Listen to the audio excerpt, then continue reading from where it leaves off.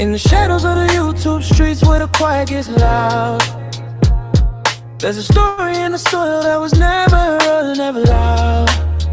Some patterns get buried but they never stay dead. They whisper through the cracks like the words unsaid.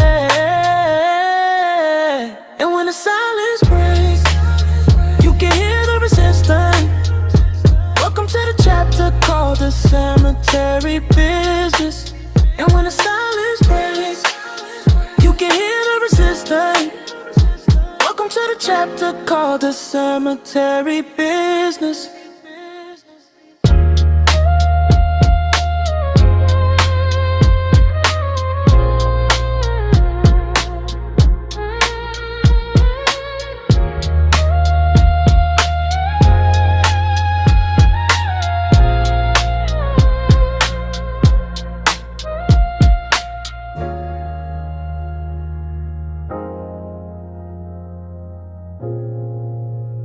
What's goody?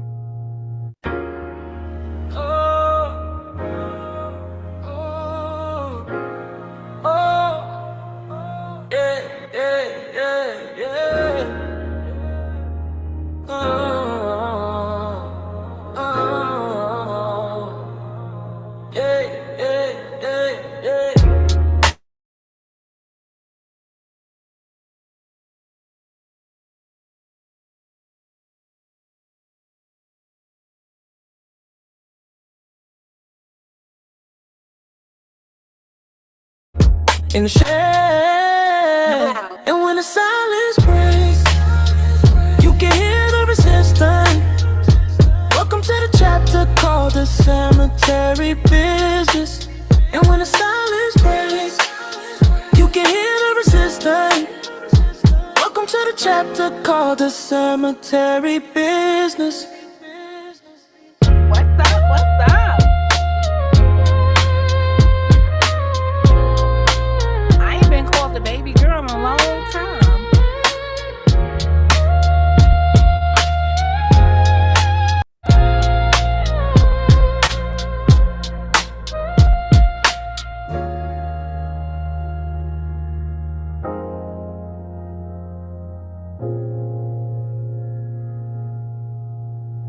We're gonna do this one more time because I want y'all to hear the word. I don't know why this sounds so low.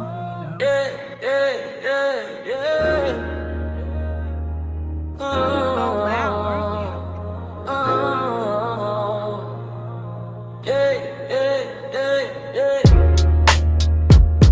In the shadows of the YouTube streets where the quiet gets loud, there's a story in the soil that was never heard, never loud. Some patterns get buried but they never stay dead. They whisper through the cracks like the words unsaid. And when the silence breaks, you can hear the resistance. Welcome to the chapter called the cemetery business. And when the silence breaks, you can hear the resistance. Welcome to the chapter called the cemetery business. Only the stuff that happens on YouTube. Because you would never believe that this stuff happens here. So good afternoon and welcome to Mo Knows featuring me, Mo, Monica, Mo Justice. Ooh, girl, say it like you own it. I always gotta own mine. Okay, for those of you who don't know, this is a continuation from this morning. So, in my legal ease, we call this a follow on, which means that I just came back out here from something that was started earlier.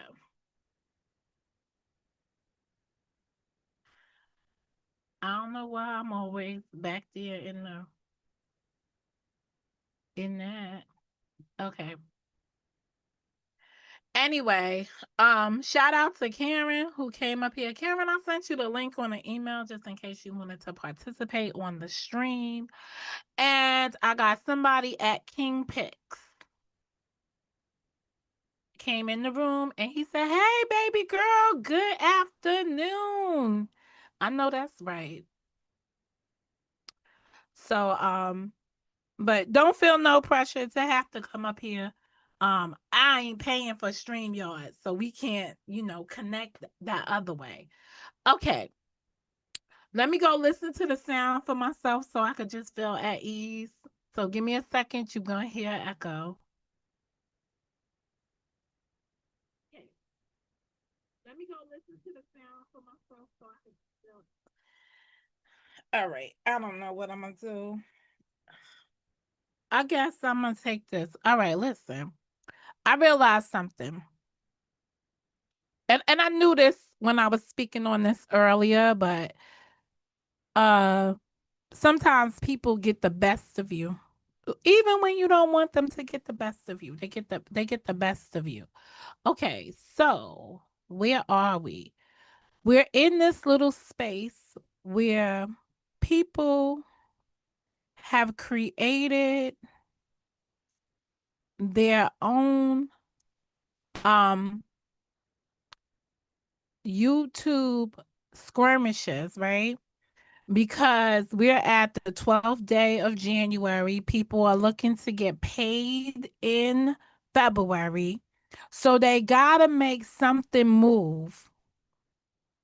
Last month, the topic that was trending towards the end of the year was the what is it, the Chattanooga pull up or the bang bang Chattanooga situation.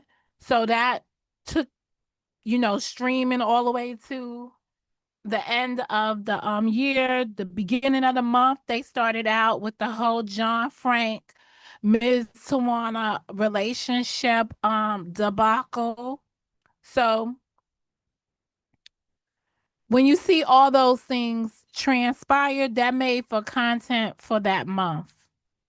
So now this month, people don't have content, right? Remember, this is the cemetery. So they're not creative enough to pick up the newspaper and see that a woman was gunned down, assassinated, executed in the streets by ICE agents. They can't talk about that.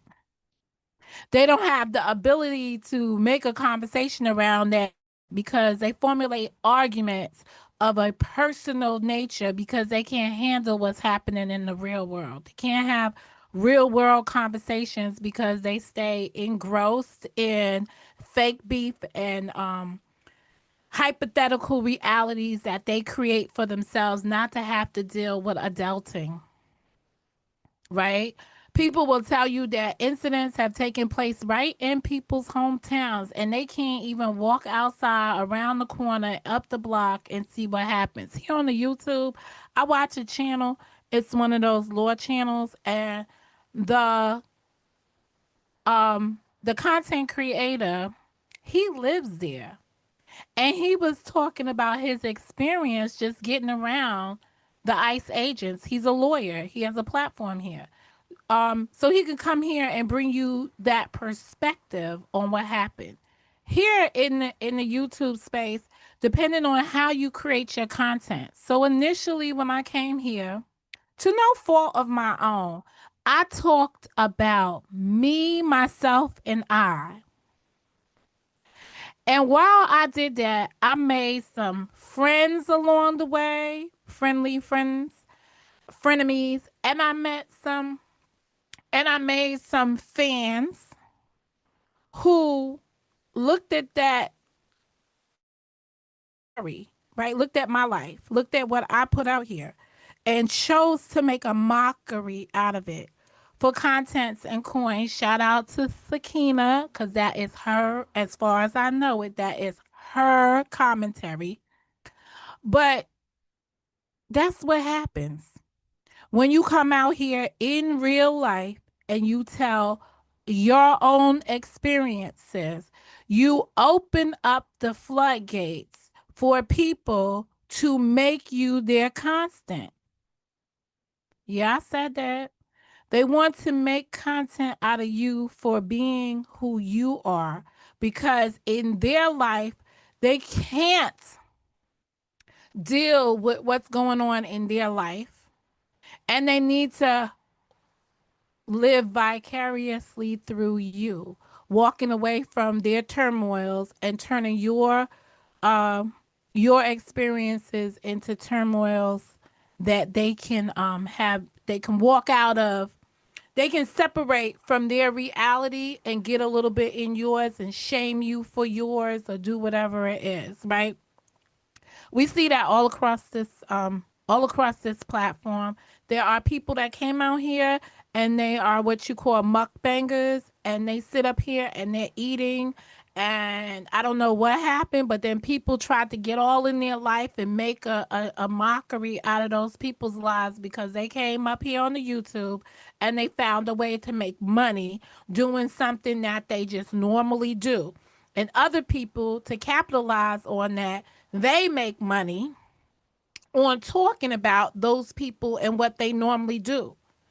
Who would have thought that a little old channel, Monica Mo Justice, would come out here and tell you about her life between the years of I don't even know when to when, and some other people would find it something that they would want to make content on and sit around in back chats as we listened earlier and figure out how they're gonna get more information. If it wasn't so damn personal and so attacking, I would feel like a celebrity. But it created the environment that I never wanted to be a part of. And that environment was people idolizing you. Some people look at that and they was like, "Oh, well, Monica idolizing. No one's idolizing you on here. Nobody wants to be like you and everything else." There's more to idolization than just wanting to be like the person. Wanting to destroy the person is a form of idolization that is not good. That's what I've experienced on here. It was challenging to hear people that you never knew felt a negative way about you, really speaking to openly and honestly, brutally honestly, talking about you in the negative, trying to tear you down. But again, that was a private conversation that was not intended for my ears. And somebody made a mockery out of it and brought it out here to the forefront. But you don't hear no apologies going down. You don't hear nobody walking it back and saying, "Yo, Mo, I did do that shit. I did that shit. I'm admitting it because I did the shit." The optics of it is bad. Mm-mm. Sometimes silence it's golden. Silence really walks you through what people's intents were.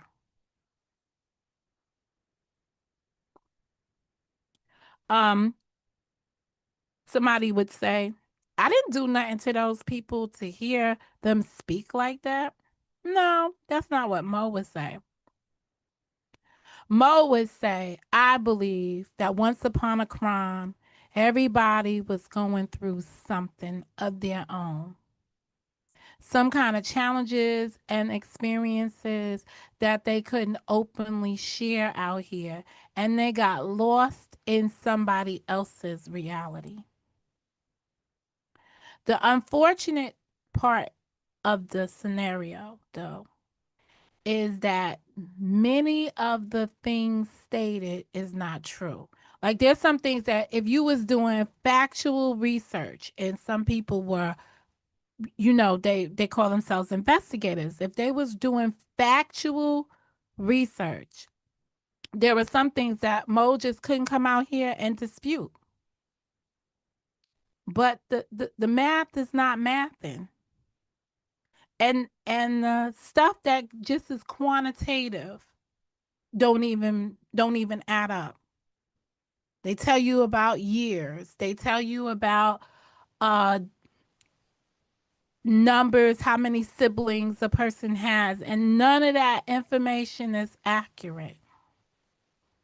They talk about stuff that they don't know about as if they know, in hopes that you will be so embarrassed, humiliated, upset, enraged that you will come out here and correct them.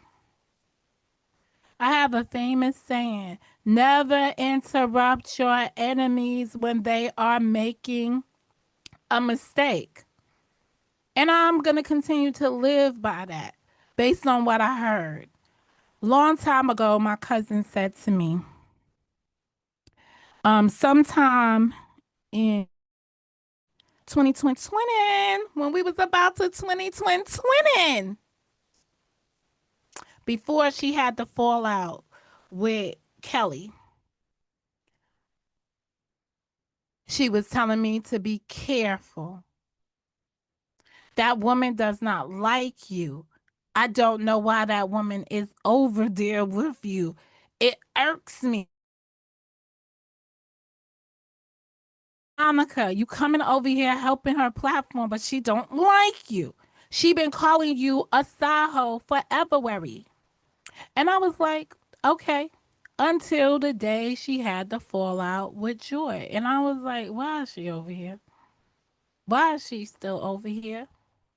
And then along came a spider and a situation occurred, and I don't remember the YouTuber's name, but another content creator from that Kanika experience had a stroke, cancer. I don't know. She had some kind of illness before her. I think it was a stroke. But let's just say, because I don't remember what happened to her. Well, let me hold up. Let me not remember. Let me go to my emails because I got the email. Hold up.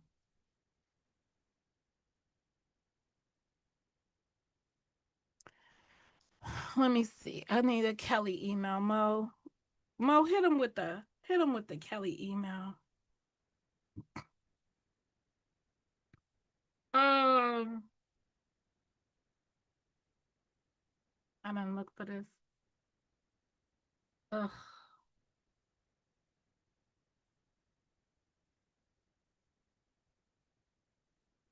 Oh gosh.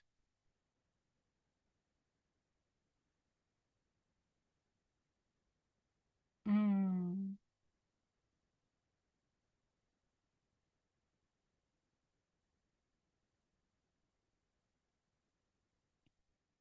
Of course, I'm gonna have a whole bunch of stuff about.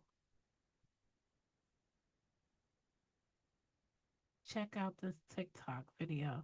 Don't send me no TikTok videos. I'm not on TikTok.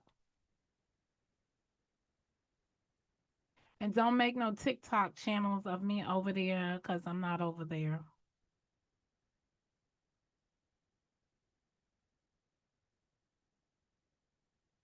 Um,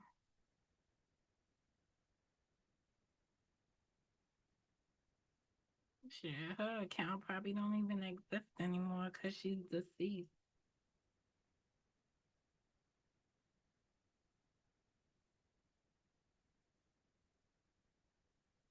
When did Kelly get thrown out?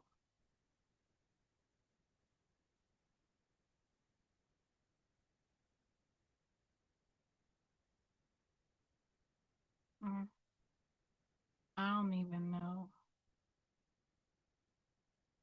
I'm looking for email.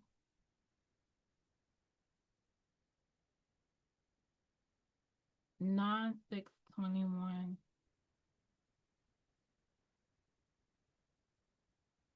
This video is private.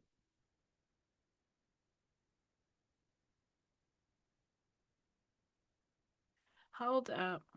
I'm just trying to look and see what happened to the woman. Um,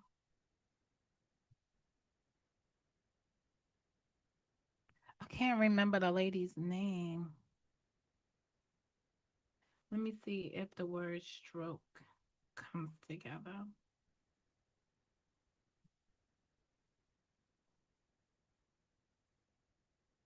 I'm gonna have to go find a video.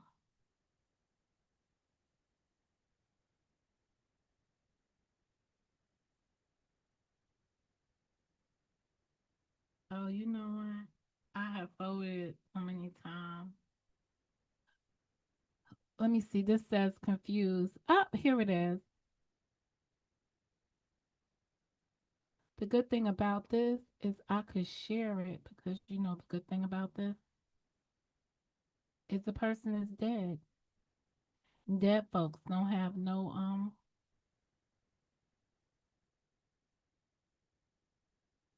they have no rights. That's why people is up here just talking shit about people's parents and doing, make up whatever they want to make up about people.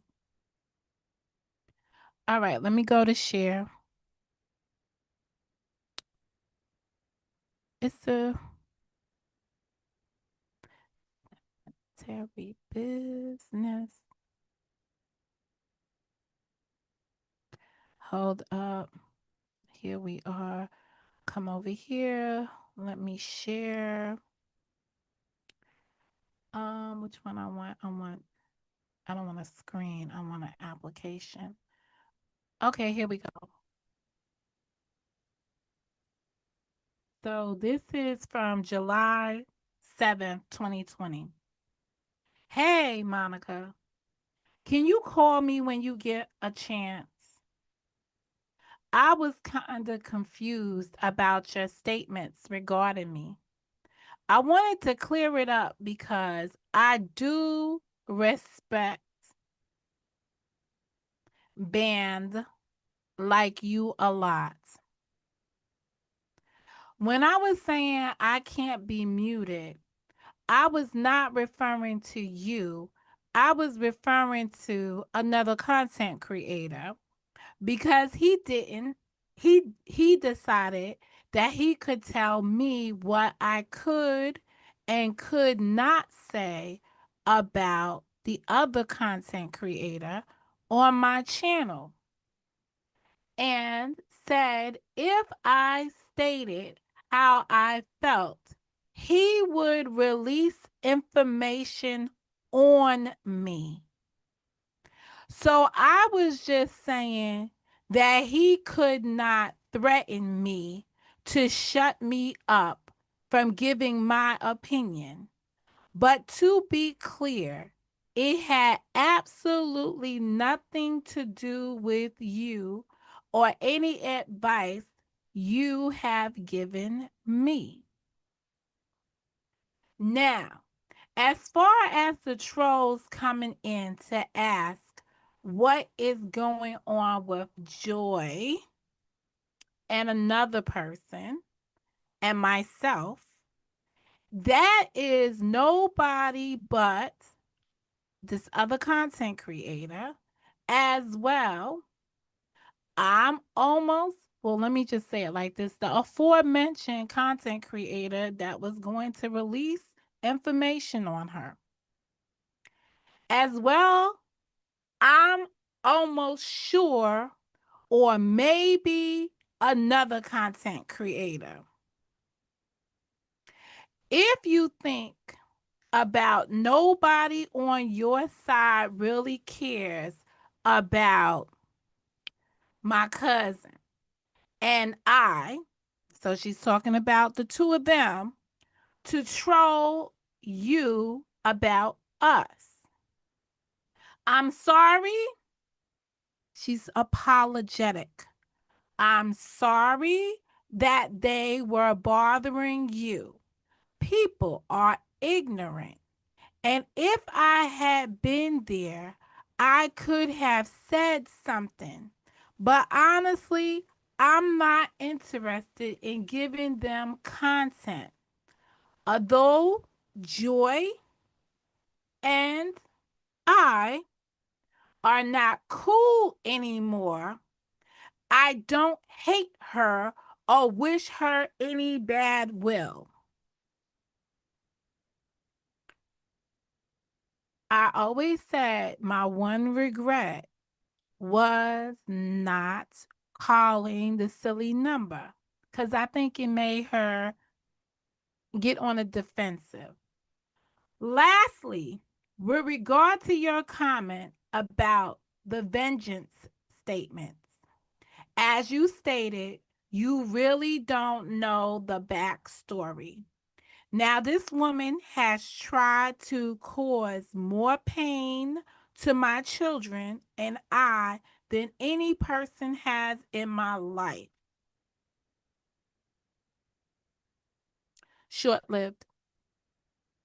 My feelings about her are probably similar to yours for Faith. However, I have heard you speak on her when shit has happened to her. So to say I shouldn't say anything about her because vengeance is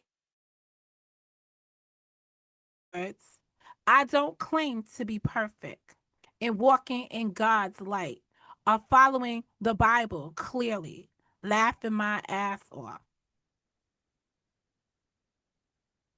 She doesn't claim to be perfect or walking in God's light or following the Bible, and she laughs about it. But just like when Faith got karma and you spoke on it, is the same way I feel about that person. This lady has tried to destroy my career and my kids and tried to hurt them in real life. She has spoken lies on my diseased mother and much more. I'm sure that's supposed to be deceased. So I spoke on her situation that was brought into. So if you can hit me up, I understand if you no longer want to be on my panel or in my chat. That is your choice.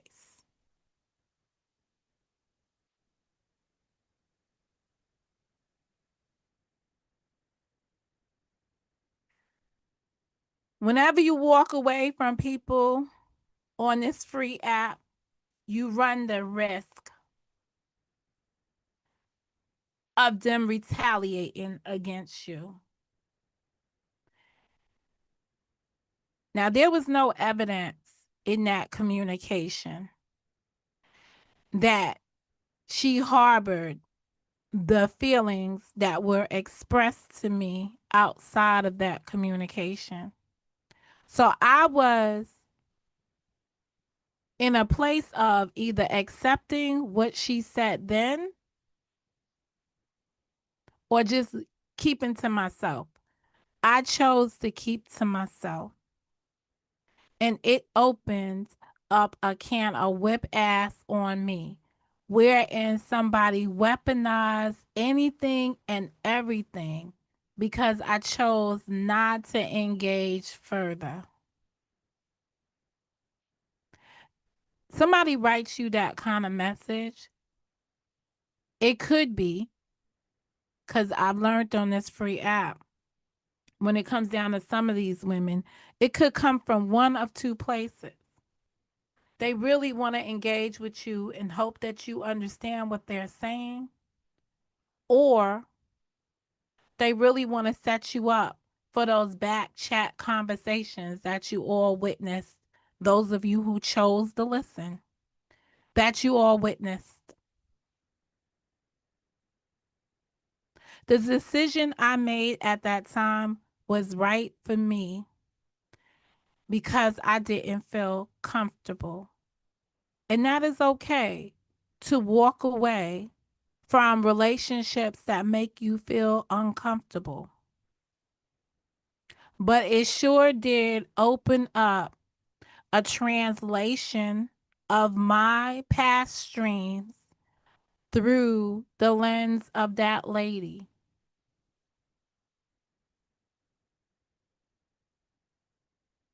That's all. That's everything.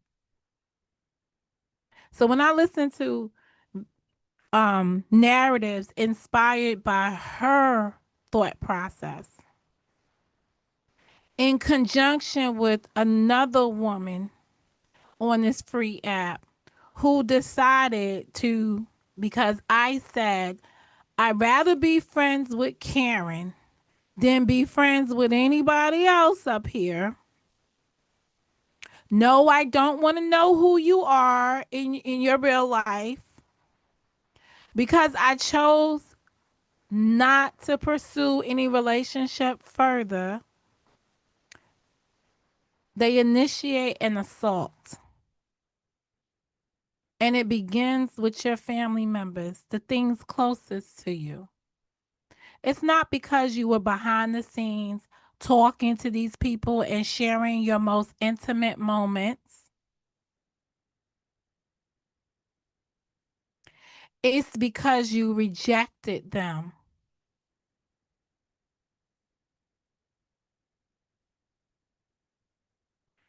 I have been in relationships with folks, and the relationships have come to an end. And I have never experienced the kind of breakups that I have in this on this free app, in this environment with people of color, women. So imagine if somebody that you only met through the internet, who you never got to meet in real life,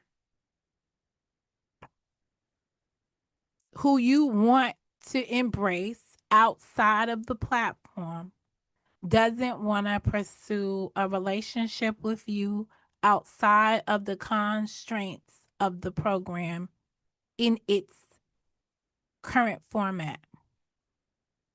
That happens around here. And it's unfortunate. They begin to make up things, they begin to start a pursuit of your life. They want to tell you what your life was about. They want to rewrite your timelines. They may even want to go into your family's secrets that you don't know nothing about to expose for content. They then take the relationship that they could not master, could not grow, could not secure, and they try to make it into something that it is not, to accommodate their bruised ego. The the rejection. That is extremely unfortunate. But it's the experience that you have when you take on these folks beyond the structures of the program in its place. That's when you take on these folks and you ask them for money outside of the way the YouTube is structured. Whenever you become familiar with them, you are opening yourself up. Hey, Boogie, you are opening yourself up for their destruction of you. Period. That's it. That's everything. There's no middle. There's no middle road for it.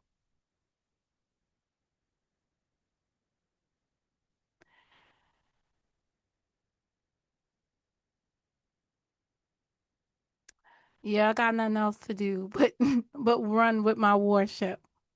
Um, at the end of the day, that's what we're working with. And that's the mindset that we're dealing with. And that's what happens when you travel out. It's a shame because, like, when I look at Boogie, I think about like the friendship I established there, like Karen. Um, these are relationships that I've nurtured over time, and I've grew them through respect and admiration. But if you listen to these people, what I heard today, I want to put somebody's penis in my mouth. Like they know where those statements derived from. But for clicks and views and content, they have transposed them or what is the word that YouTube says? They didn't transition them, but they definitely um what's the word, Karen, when they have to manipulate the content? Transformation. They transformed the discussion into something more salacious. Yes, transform, to make it content appealable.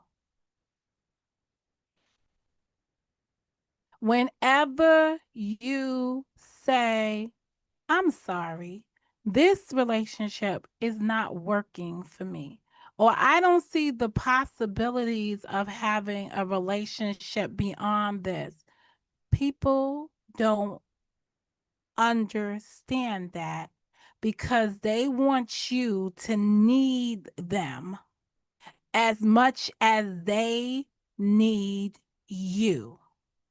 And the moment that you show them that you don't need them because you are independent, I make my own money, don't tell me how to spend it. When you can do that, and when you can show them I stand on my own, I'm in the room. Karen's in the room all by herself talking to herself. Because that's the way she wants to govern herself. It's a problem to those who need to feed off of the other folks' energy. There's a lack of originality out here because although people have imaginations, they don't have the wow factor. They don't have the ability to engage endlessly. They can't circumvent the process to make it work for them because they're weak. They're insecure. But when they see all your pureness and what you bring to the table, how you embrace people, your energy, they can't take it. It's not a Leo thing. I like to think it was.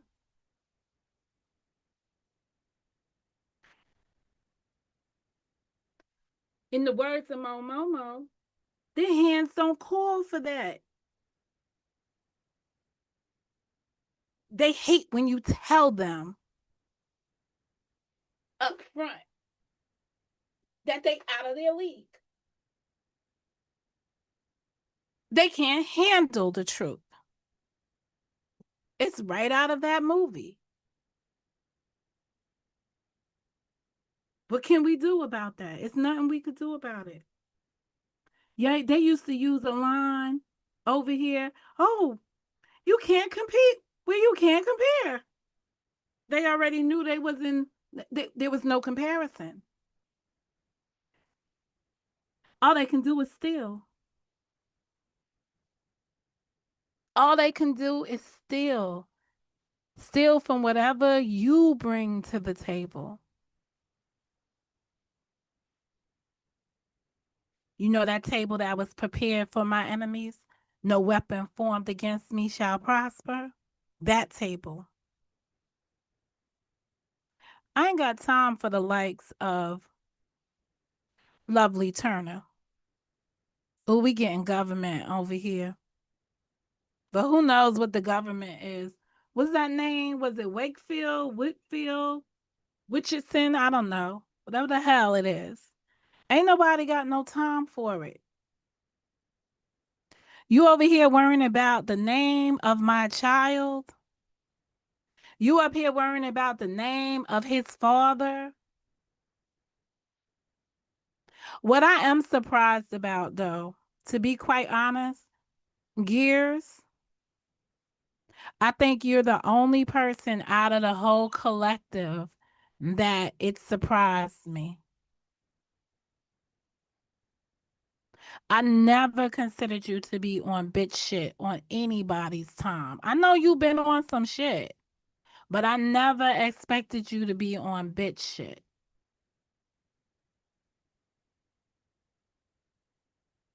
But I don't think I heard that. I don't think I heard that part of the video. I just heard mention that you was part of that video. I'm hoping that it was only in conversation, cause you know I hate to think of people outside of the high regards I put them in. Even if I don't fuck with you, I still maintain a level of civility with folks out of the fact that I had a great deal of respect. I don't like to feel as if I was misjudging everyone's character here. So I don't know. Well, I don't it's for me, I don't know if it was a voice of reason. I just believe better of some people, and I get surprised when I see differently. But again, it was a period of time when you was not speaking to somebody, they may have weaponized some stuff. I mean, all I ever remember hearing coming out of the mouth of Gears in the years between not speaking and speaking is him saying something to the effect, I heard something come out of her mouth, but I never heard her. Like I was there, but I wasn't there. Like I was down in Motown, but I wasn't there. So to hear her say something out of her own ears was surprise, out of her own mouth to my ears was surprising to me. That's what I did hear him say in passing through this. So I've been surprised. I'm not gonna ask you, Karen, because I'm sure that since we got off the live stream, and I listened to a portion of your live stream while I was transitioning to the call, and I heard something, and it just made me shut down the stream because I said I'm not gonna be able to do my business if I listen to that. So I don't know if you actually heard his voice there or not. Um, the Carla situation, I have no real interaction with Carla um beyond 2025. When she came in the room and she was an avid supporter of the channel, and she was really like helping me get through the nuances of live streaming last year. And she was steadfast and present.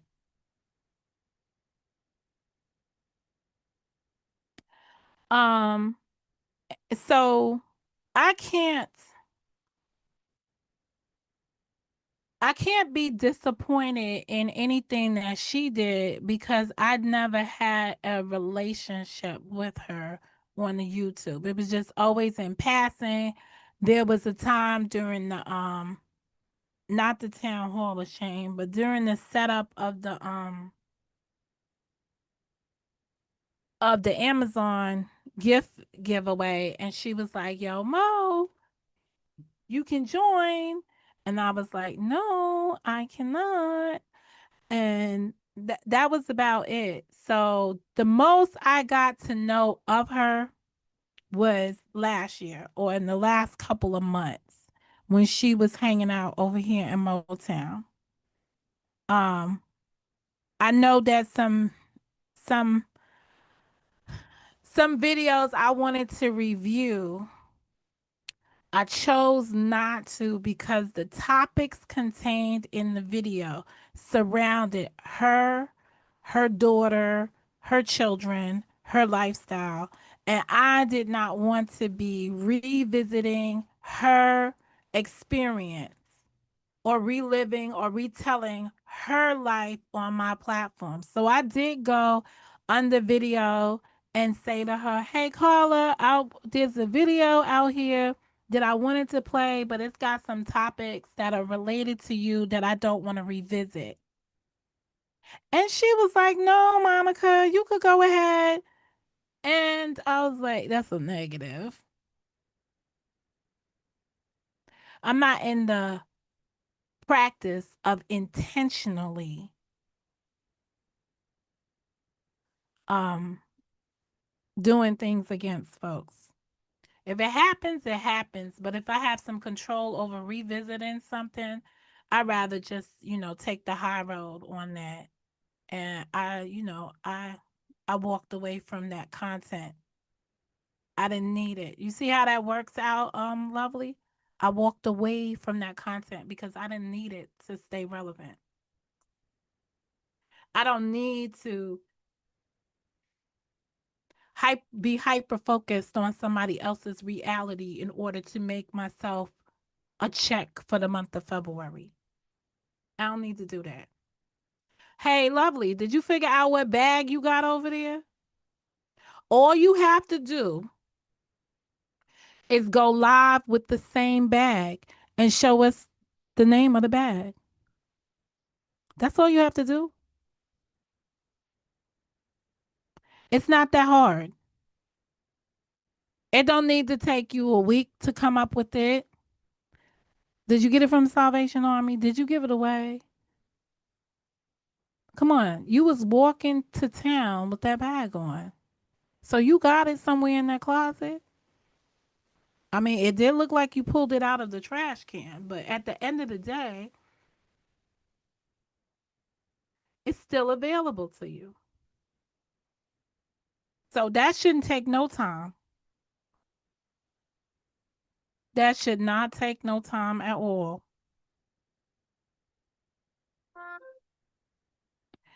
Anyway, so I heard Carla on there. Um, for some reason, the statement that Carla made about my mother,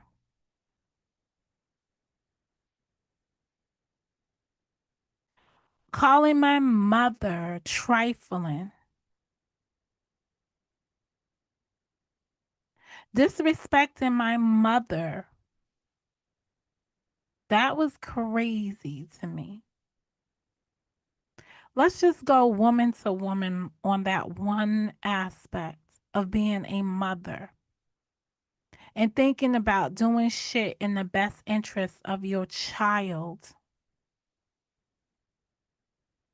or fuck the children, thinking of doing something in your own best interest. You don't know, in the 94 years that my father walked this earth and the 72 years that my mother was on here, what their stories entailed.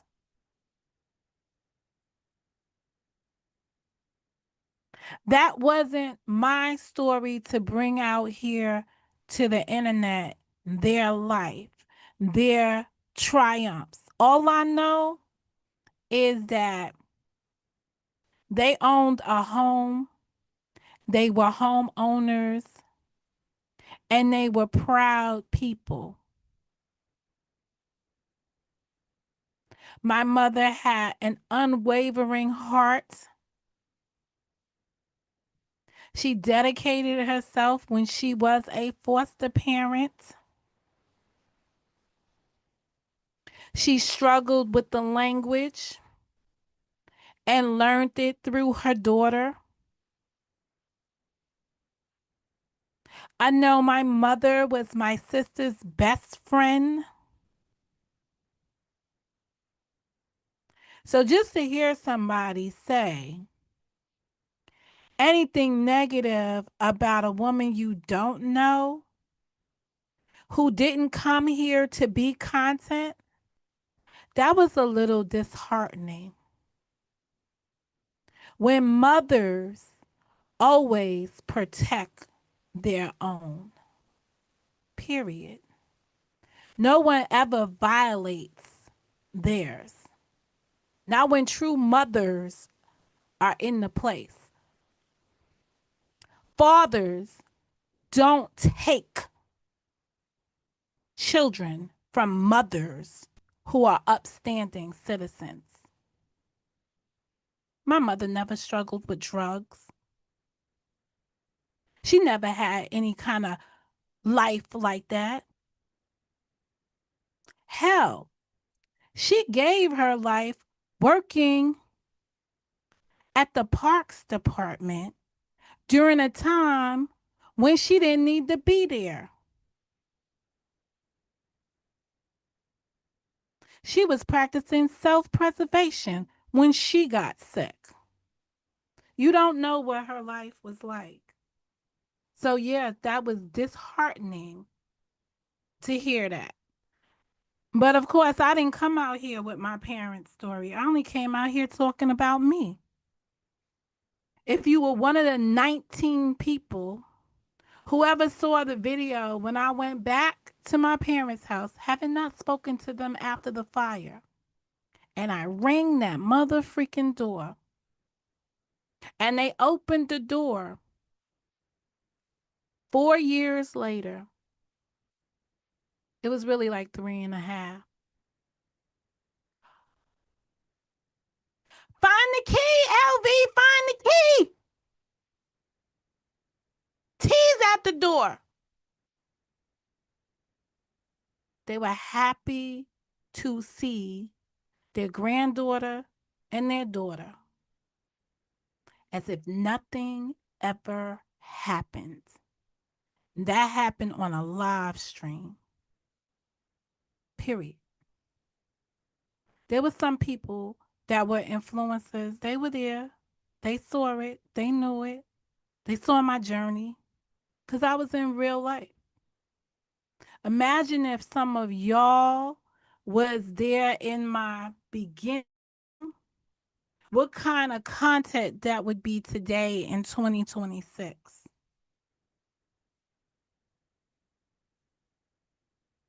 My mother was proud of her pit bull.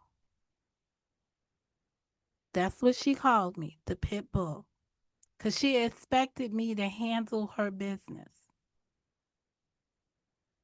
I remember sitting in the car ride with her one Thanksgiving talking to Karen on the phone. So this is in 2020, November time. Months, maybe like 60 days, 30 days, less than 45 days before my mother contracted COVID and then ultimately passed.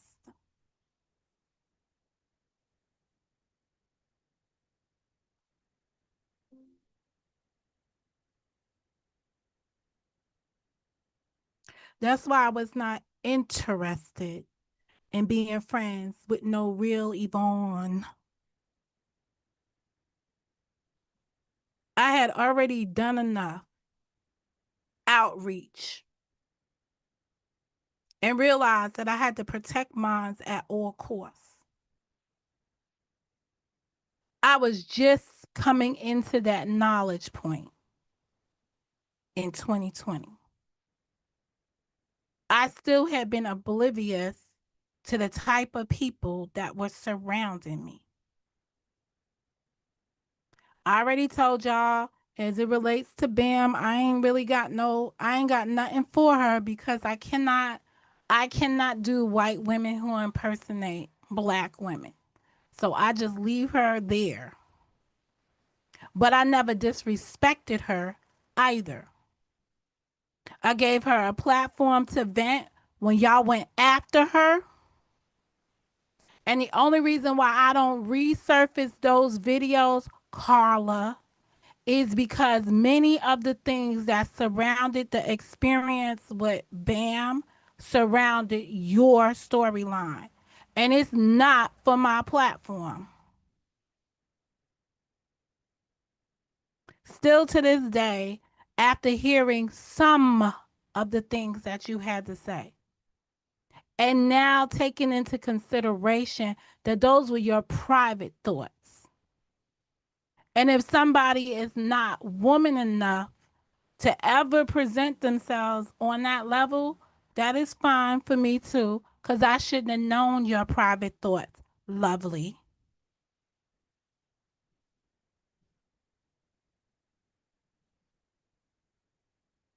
It's not like, unless I'm wrong, Carla went and made a video and said all of that stuff on video. But it is curious to me because I feel like I heard that statement about my mother before. Carla, there was one day when I was sitting in my car at the Wendy's parking lot after Karen recorded you. I called her on the phone and I said, "Why did you do her like that? She's trying to get out of the mess. Why did you do her like that?" Karen didn't give two fucks. She already understood this shit. I'm the only one around here that didn't understand the assignment.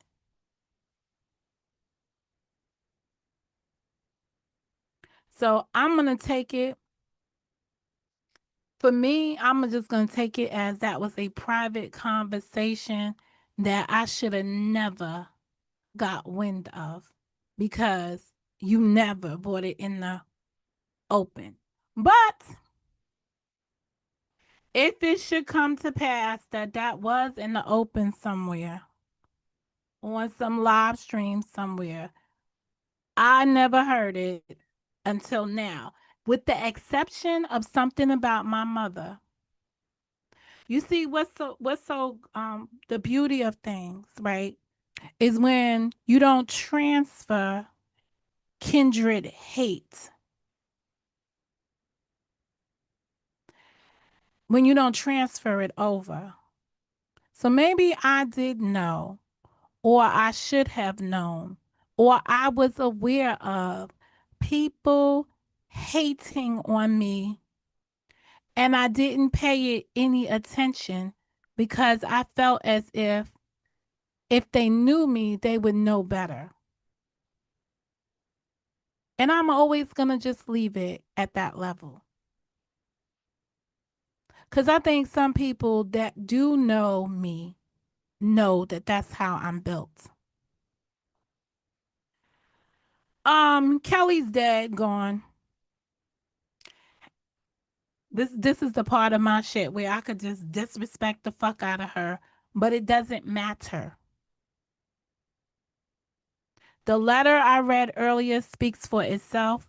The activities that continue to take place and the kindred hate that she accumulated for me as I kept my distance was not appreciated by people who loved and adored her, aka John Frank, his own words recently on this platform.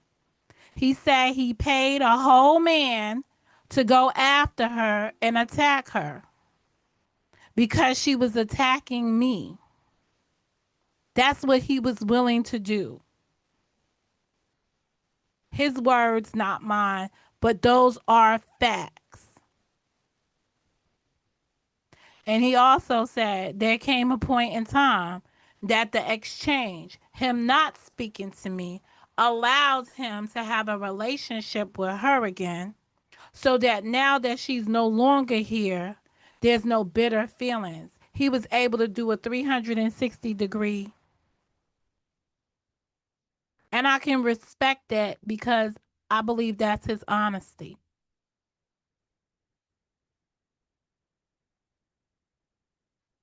Last topic I want to talk about in the next 15 minutes is to you, lovely.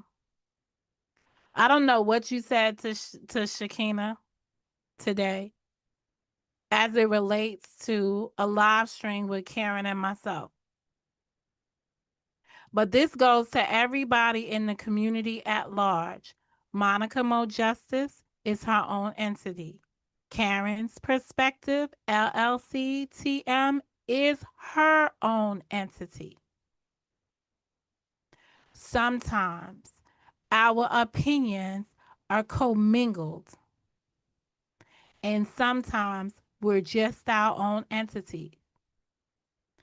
Karen's research, due diligence on matters that are of her nature and how she conveys them to the public are those of hers and hers alone. I don't have to be on no panel talking about disclaimer. I don't agree with what Karen said, whatever, whatever, whatever. Educated women, or better yet, let's just talk about ladies. Let me break down what a lady is. By birth, you are born a girl. By age, maturity, you become a woman. But it's the how you create, navigate the worlds around that you become a lady. So, in true ladylike fashion, I can sit anywhere and don't have to participate in anything. I can respect somebody's opposing position. Sakina was in my chat. Chatters should never become subject of somebody else's dismay. You never know what a chatter was actually responding to. If it's what you heard and there's a delay from what they said, if they're talking about something in the future to what could be said, or if they're opining on something in the past, what could have been said, that is absolutely wrong of you to accuse Sakina of having any knowledge of anything that's going to come out of anybody's mouth around here. She can only be accountable for what she says and what she does, and absolutely on her platform. Every time she walks into somebody else's neighborhood, and this goes for any of you, it's a beautiful day in the neighborhood, a beautiful day for a shorty. That's it. She don't know nothing. I'm going to tell you right now, you ain't heard certain things come out of my mouth because I'm waiting for the legal documents. Once you threaten me with legal action, I'm waiting on the legal team to serve me. And I don't got nothing else to say on the subject. I will handle it litigator to litigator, litigation to litigation. But I'm not going to mediate that situation any further. Period. I de escalated a dispute that I didn't allow to turn into a dispute because of the de escalation process. Period.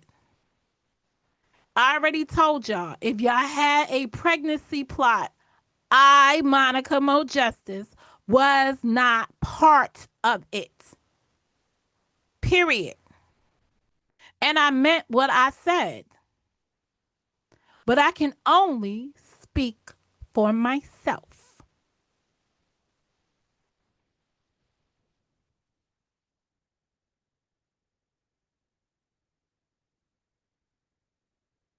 And that's about it. So this is for February coins.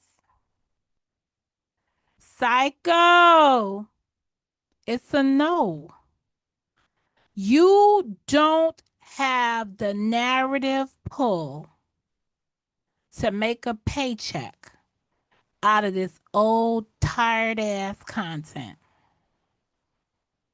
You don't have the narrative pull to make people start fighting because you desire something to talk about.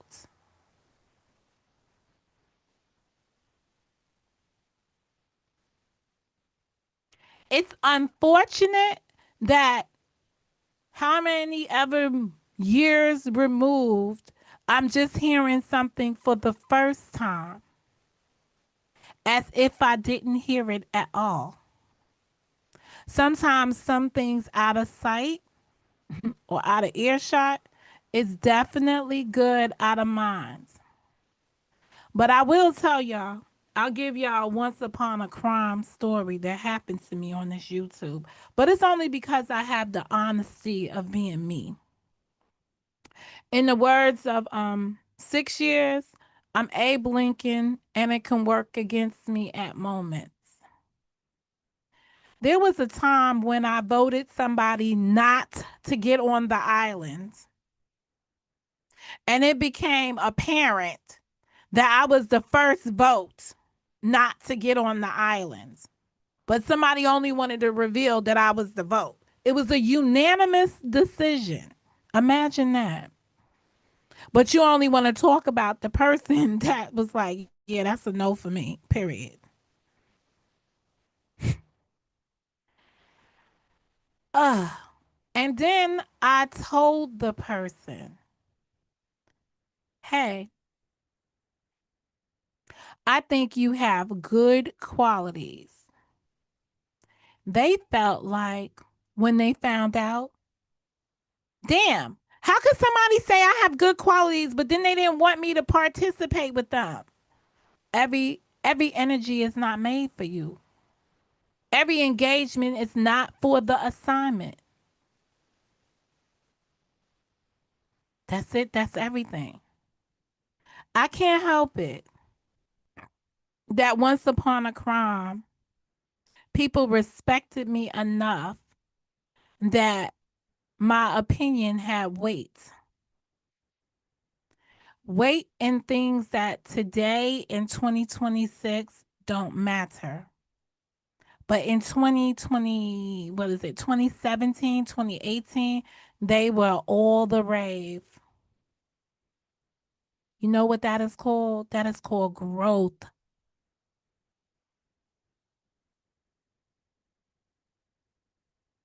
Imagine always sustaining what used to be as what could be right now. You'd be trapped somewhere. Imagine if none of us got to achieve adulthood and we stayed living as a child forever. You'd be like, when I grow up, I just want to grow up. This is what I'm going to do when I grow up.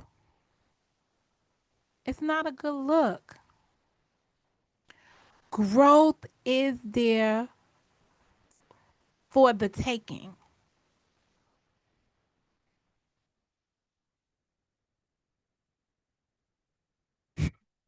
You did not say, you did not say everybody's not in alignment when it comes to the assignment. Shit. I think people are in alignment and they have left this behind. They don't want parts of this stuff.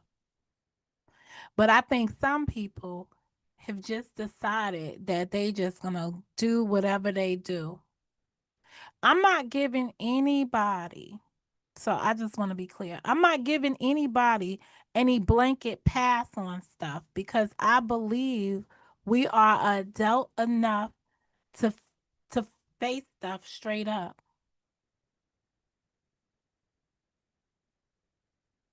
And that's not me talking no shit about nobody. It's just understanding where we are at. They are. This is all old fucking news. The only thing that it absolutely says is that for content, somebody sat behind and took y'all private call, your private conversation, the unbeknownst recorded and made a recording out of it to use at a later date when they were struggling for existence. Isn't that enough, lovely, that you've got ruined marriages laying at your feet? Is it not enough, lovely, that the only way you can exist on this space is if you assert your presence? Going over there and screaming at the rafters, hey, unspoken, you was talking about me and the girdle. When half the time, I mean, the lady was cordial to you. Hey, Mimi. She was like, I didn't even see your ass in a girdle because half the time I see your ass laying on something trying to show us your ass. Every time I see you in a stink outfit, I smell pussy.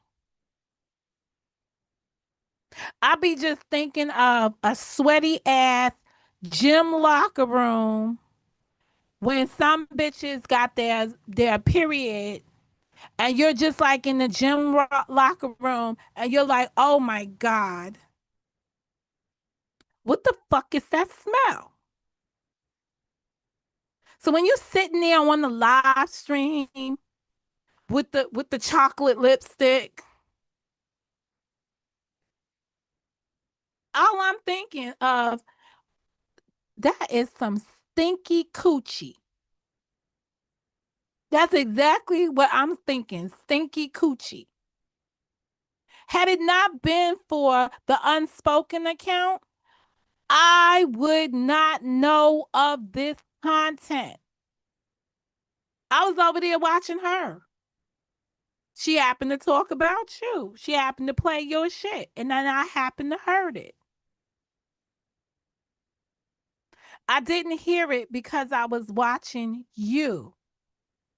You're not something that I frequent. Period. But I know that you're here watching me. Hi, how's work going for you? How's that working out for you today?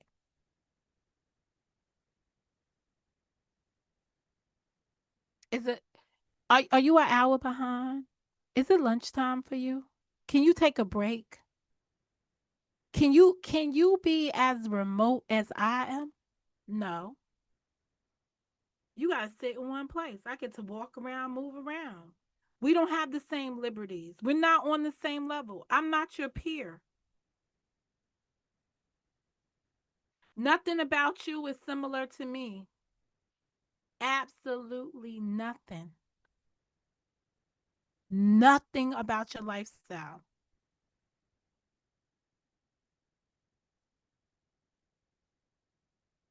Yeah, it was chocolate lipstick and stinky coochie. Okay, that's exactly what I think of.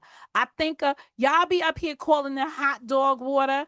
I remember when that man was in the hospital and she was getting her guts ripped out of her. Remember when she was getting that what was that when they take your insides so you can't have no babies no more? A hysterectomy. And that dude that she was marrying, he was like her coochie stank. It smelled bad. That dry blood smelled bad. I didn't come on the internet and say that. That's what he said. He said your coochie stunk. For all of us to hear. I'm surprised if he ever put his face back down there. Mm-hmm. That's what I'm saying. That's why I said that little dog. What's the new dog's name? Speedy. Speedy licking and ticking. She all over there. He all on her titties. I'm like, ooh, yeah, that's what that man said. I heard him with my own two ears. And even if he said he didn't say it, I heard it with my own two ears. He said she stunk. She came out of surgery and her pussy stunk. Her vagina was not clean.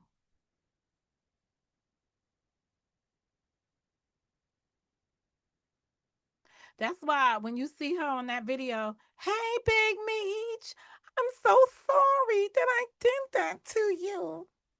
I'm so sorry. She is sitting there, my dumb ass, because I got to just call it what I call it. I'm telling somebody, I was like, yeah, she was in some guy's house. You're like, oh, that was the ex. That was number five. I was like, oh, ew. I didn't even know that that was number five. So that was number five. That was number five. I was like, oh. That's why he was on that video talking about, you see, we put our nose to the sky because he was smelling that stink coochie that he probably was all in that night before that they about to go to the restaurant to eat. He like, we put our nose to the sky and we keep it up high. Yeah, he's putting his nose because he couldn't stand what he was smelling. That's what that looks like to me. Now, another thing that I heard from the unspoken account many moons ago is when she told us, because I never seen the video, but it's been corroborated by other people that this woman once upon a crime was up here shaving her pubic hairs on the live stream. I don't like to diagnose people on this free app, but when they intertwine the insecurities and all the things that she has, we come back to that histrionic personality disorder. She has many of those same characteristics, especially when you go to the hyperactivity of describing her sexuality for here. The need to be half clothed on the live stream. Let me see if it's in this book that I have here because I remember writing it. I remember writing that all out for somebody else. But they use these platforms for that.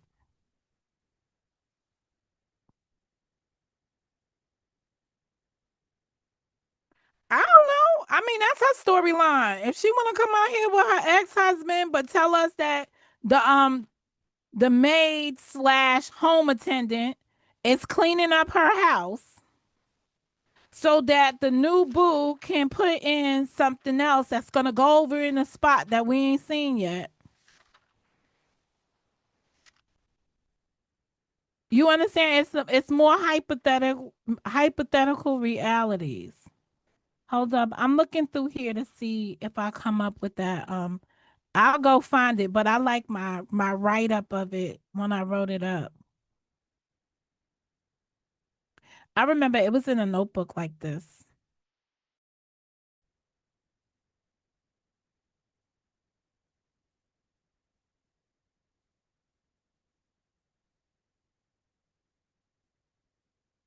You can hang out with your ex. It's no problem hanging out with your ex. No one's saying that they shouldn't hang out together. They should. What she should stop doing is trying to act like she got a present. I mean, it's okay that you rushed in and married the man and the relationship did not work out in the first instance. And then y'all move away from one another and you move away from one another and you rebuild the bond that you never had. It's okay. to re-explore relationships. It's okay. But you know, the problem that a person like her has is it is another example of an imperfect life when she's trying to show people that she has a perfect life. See, the difference between a person like her and a person like me is when I came to the YouTube, I was showing in real life. Some days are not going to be perfect, but there are some people here that want to pretend that every day is perfect. It's okay. But nobody ever told her that because her shit has always been fucked up. So she doesn't even know what perfect looks like unless she's looking at somebody else and criticizing it.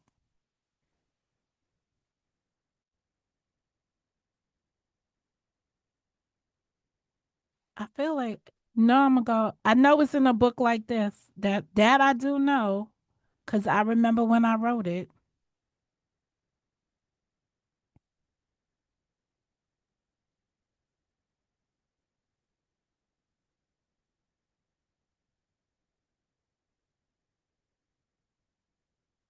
But I feel like it's earlier in the book, cause these are notes from 2023. But that histrionic personality disorder that I got from somebody. Shout out to her. She knows exactly who she is. Actually, I didn't get it from her. I got it from her husband, and it's not Karen. Um, the husband broke that shit down for me in the least restrictive format. All right, hold up.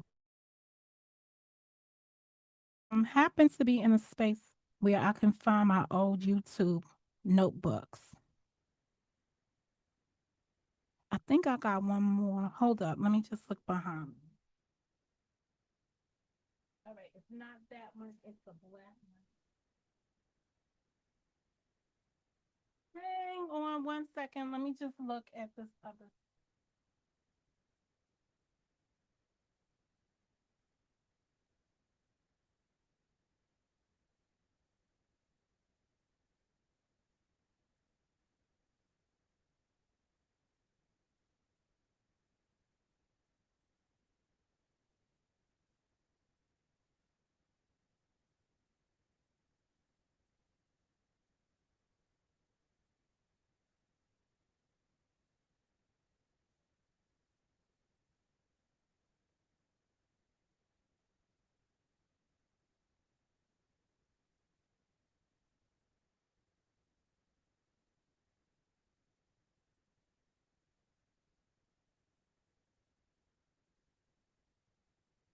Let me see if it's in this one. Cause it could be in the purple book. Cause the purple book had yellow pages. But you gonna say hello to her since she's taking screenshots? She had to take screenshots of the chat because I don't believe those videos have chat after them. It's gonna be in this book.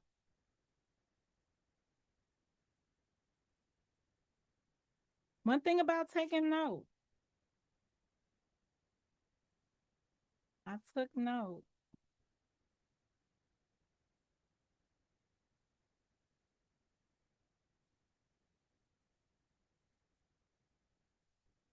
This got my disclaimers in here. Y'all was live for 4 hours, and everything that was said, she picks that out. Talking about I'm debunking you, Sakina. Well, that's weird as freakazoid.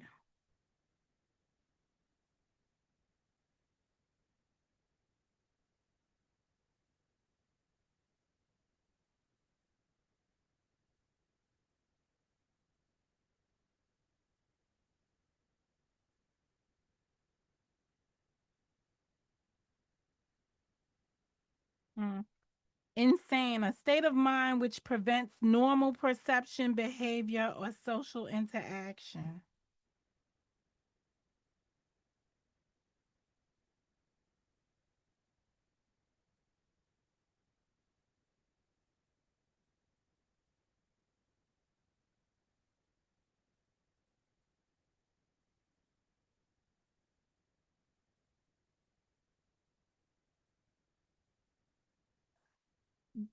Yo, I found it. Hit the like. Okay, so histrionic personality. It's either discord disease.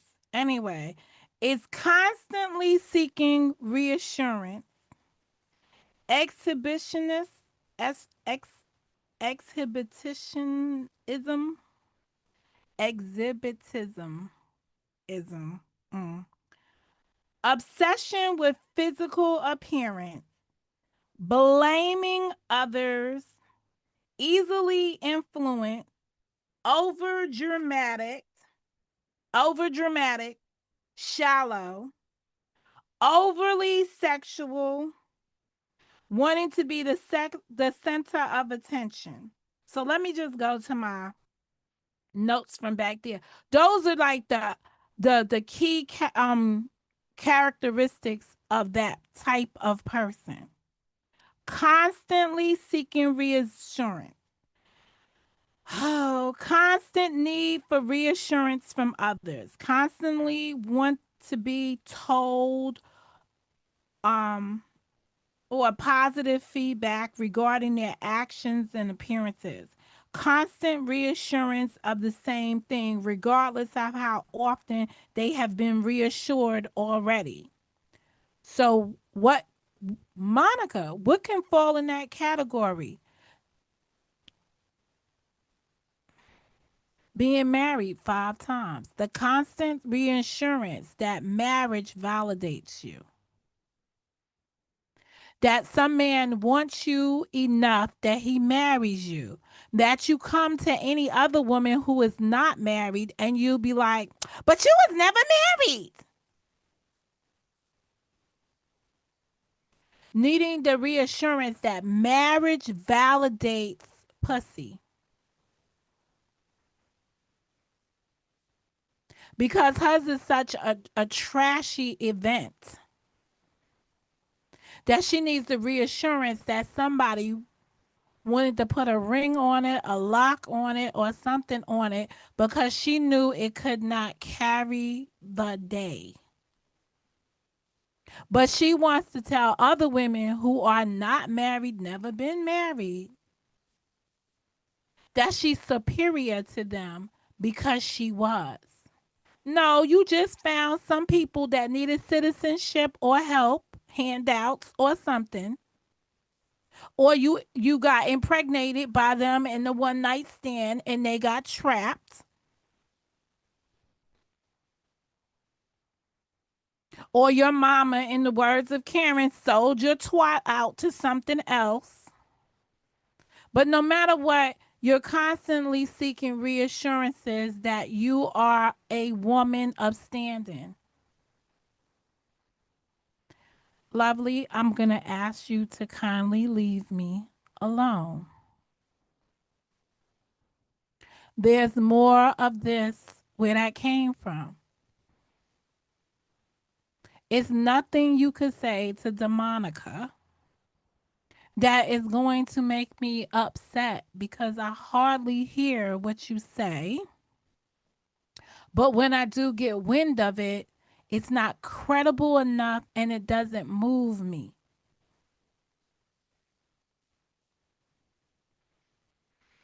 Exhib exhibitism.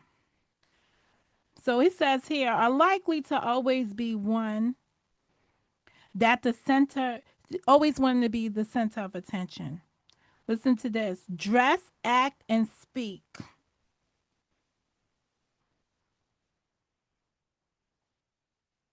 needing to show off. If somebody else is in the attention, somebody else is in the spotlight, then the person will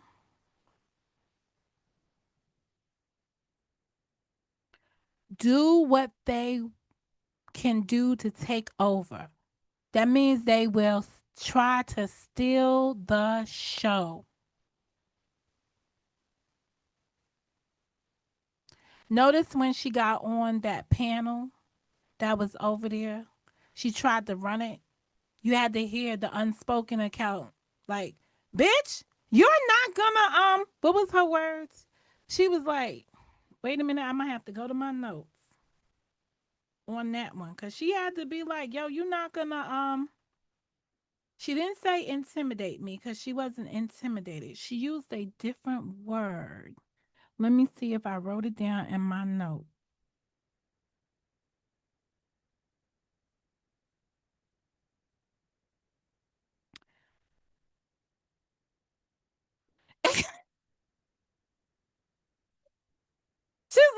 She's like, you're not gonna run me. You're not like I was listening to it, and she was just like, yeah, I know your type. You're not gonna do this shit to me. I was like, man, she just told you, subordinate. You're not my subordinate. Um, no, interrogate. Go ahead, Sakina. That was it. Yes, that's the word. She was like, you're not gonna come up here and and and interrogate me. The fuck you think this is? But you see, she had to come up there because Bam had the woman up there on her panel. This is Bam's associate, right? Somebody that Bam is fucking with, right? I'm using the names to just it doesn't matter to me at this point, right? So she was up there being an what is it, exhibitionist? She's trying to be on exhibit. Like she was just trying to run the shit. Obsessed with physical appearance. Now, this is very interesting because she has non attractive features. She spends her time focusing on somebody else's imperfections to make herself feel whole. That's what I've seen out of her. She can pick up anything, and I'm talking about you, lovely. Pick up any irregularity about somebody else to circumvent the fact that she's got her own issues going on with her.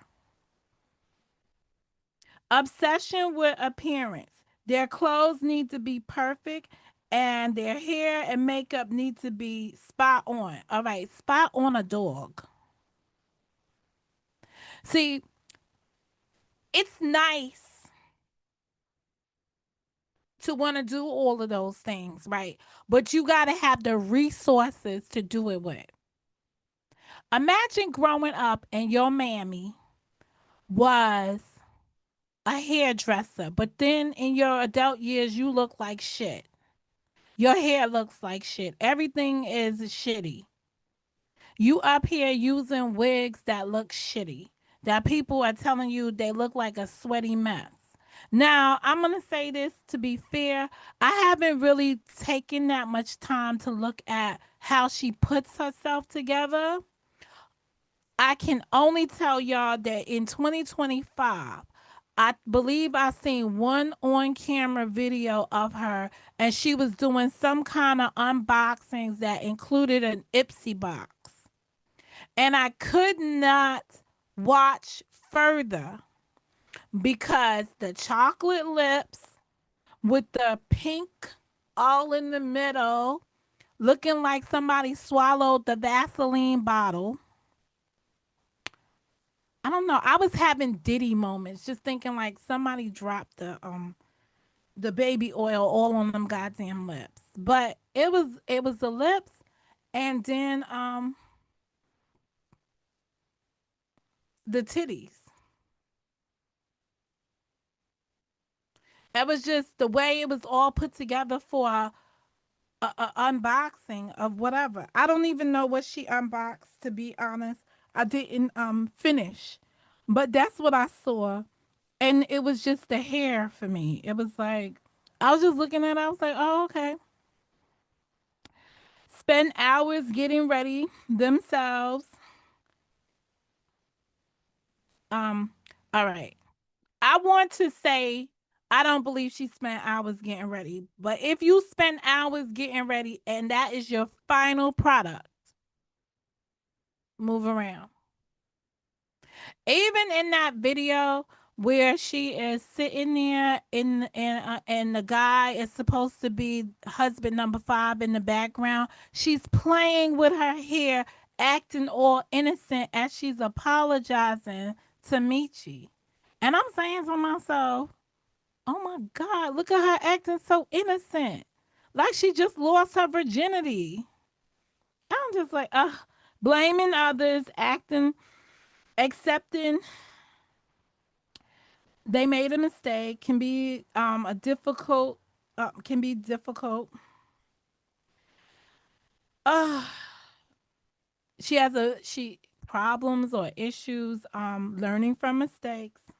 Instead of accepting blame, they will blame other people even for their own feelings. Not only does it mean they are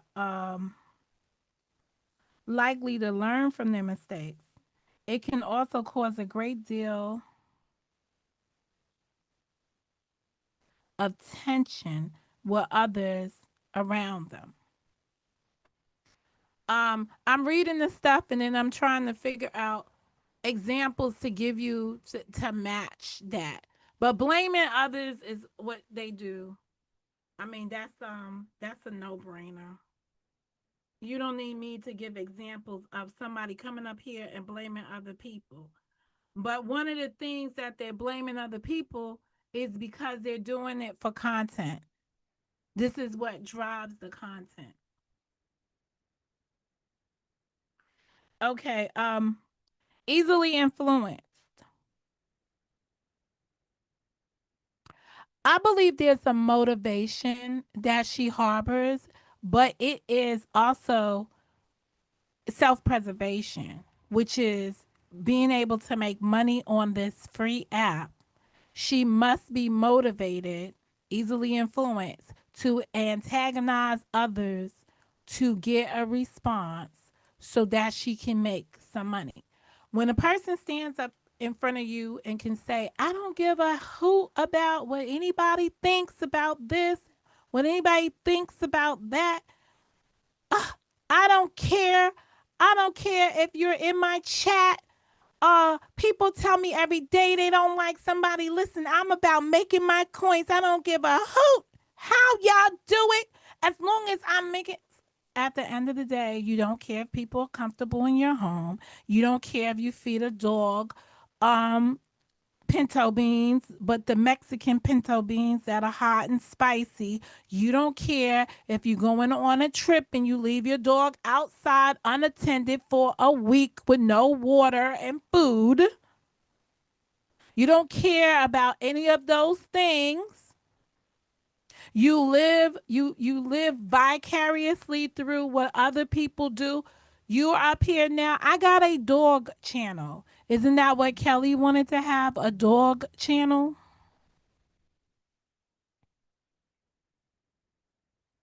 Again, living through somebody else's shadow.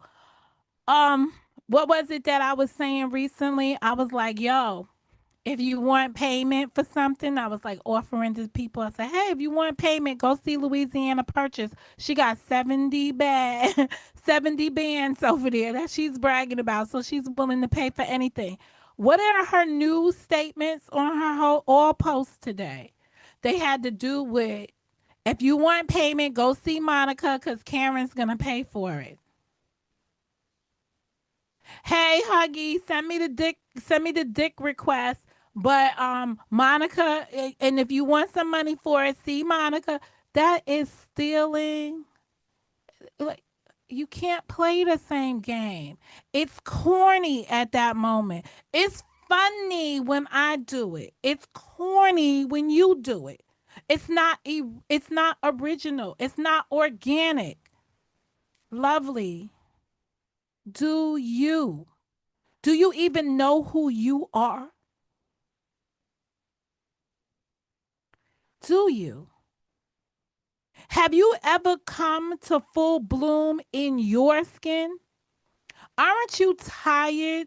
Like karaoke, aren't you tired of pretending to be something else? You pretend to sing, you pretend to be this, you pretend to be that. When are you going to be able to accept who you are? Are you going to wait to when you're laying on your deathbed and people are telling you there's no more, this is it, giving you your last rites? Is that going to be the moment that you wake up and be like, wait a minute? I spent all my time imitating others. I don't even know who I am.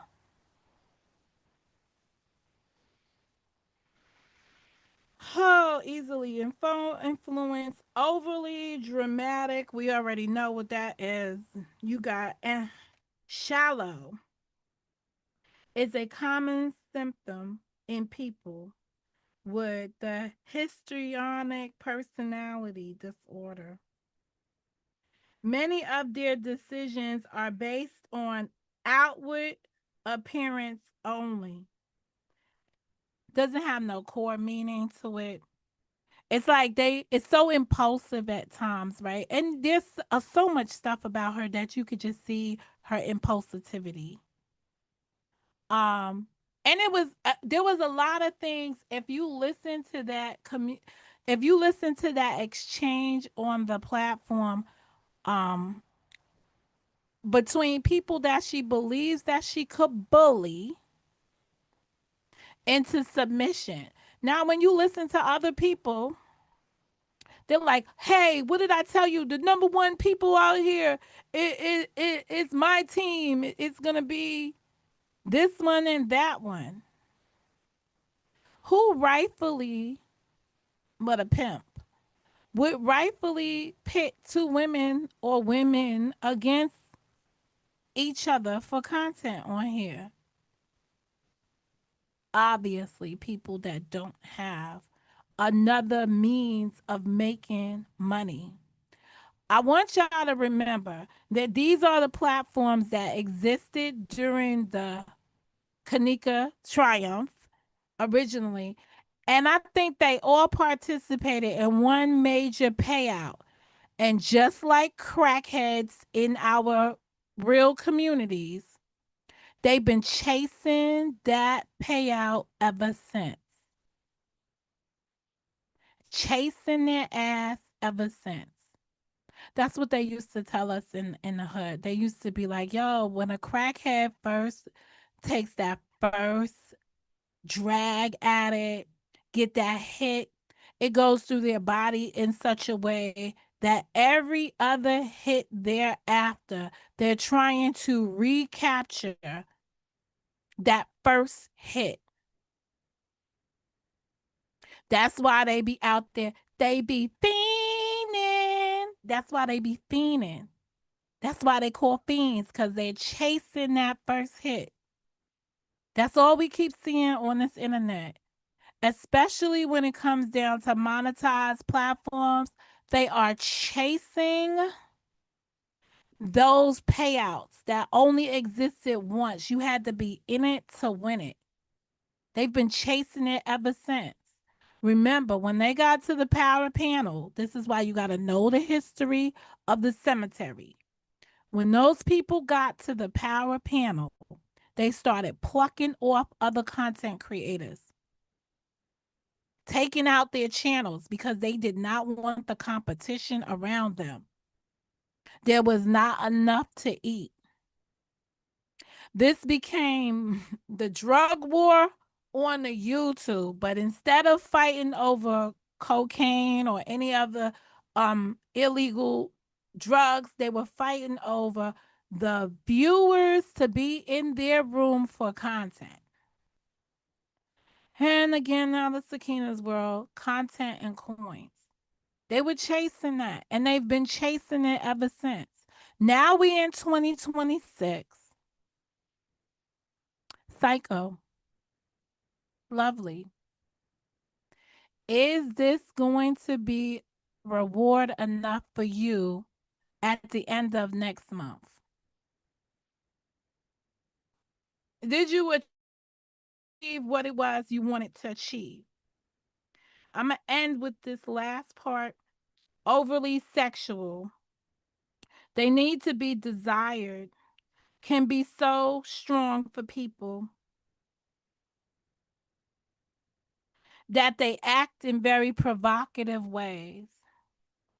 Their behavior can be inappropriate and offensive to others, making them unwelcomed in certain venues, and can also lead to disagreements with other people. Lovely. The way you conduct yourself, throwing yourself at everything and anything for the attention,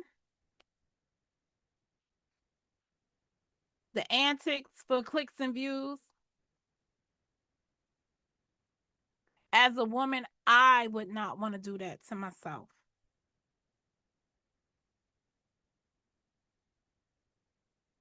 It's less becoming. That's all, that's everything. But I understand I'm not you. I'm not here to correct you. I'm just observing what I see and making a public note of it. Now, as it relates to neck checks and all that other stuff, again, I feel like you're looking for something imperfect, an irregularity on somebody else so you can exploit to build yourself up. Have at it. You can make fun of my speech. You can make fun of my looks. You can try to search through my life and find out whatever it is that you believe you need to find out to make yourself whole. It will not break me. It will not make me. And it damn sure is not going to be the solution to your emptiness at the conclusion of your activity. You're going to be more empty when you're finished than what you were when you started. I stay prayed up so I could slay up. So you go right ahead and you put your hands in the mix the way you want to do it and see how you end up. Period. Because I'm going to be good. At the end of the day, I'm going to be great. I'm already whole. I'm not fractured. I'm not broken. I'm not in pieces.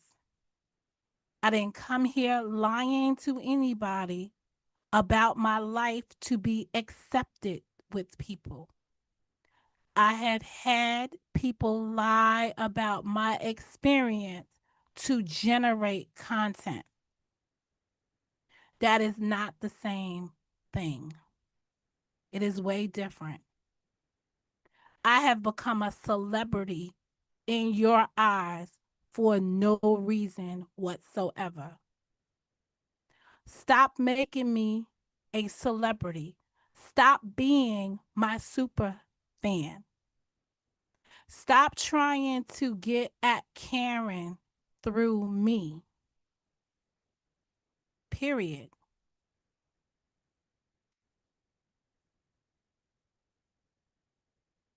You should also stop trying to find out stuff about Karen. Let's suppose I believe you. Lovely. I believe you that Karen called your pastor sometime in 2018, 2019. She spoke to your transformation congregation.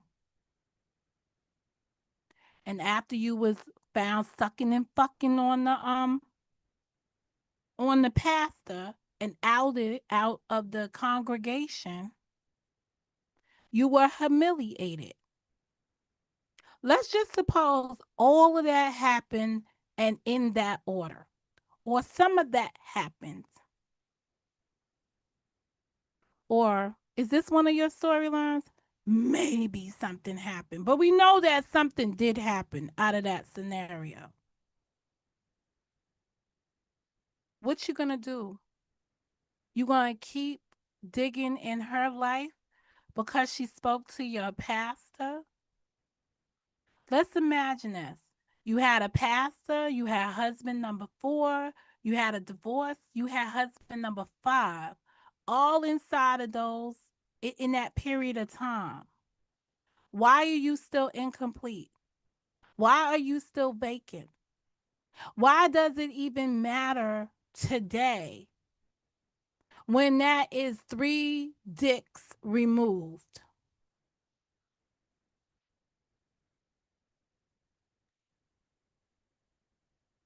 If you said that you had Karen's husband's penis in your possession and I repeated it, it's not because it was an affirmation that you had it. It was a regurgitation of what you said you had.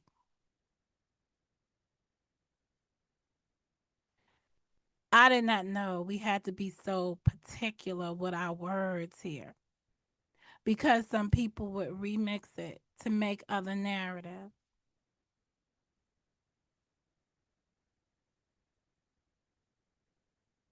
I trust you will find some happiness at the end of the road when you find some way to fill your voids. But if the only way you are filling your voids is with attacking people on this internet, you're going to be empty for a long, long time.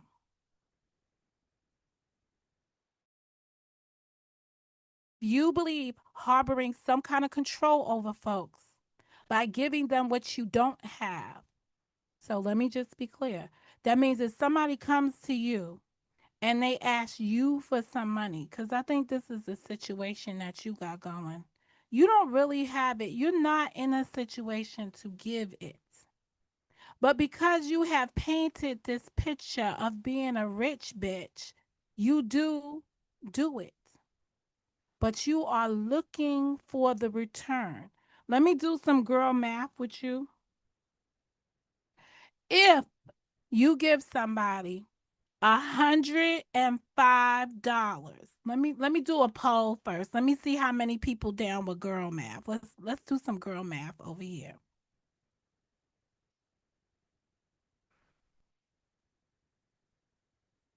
Hold up. So I want to do a Q&A. No, hold up.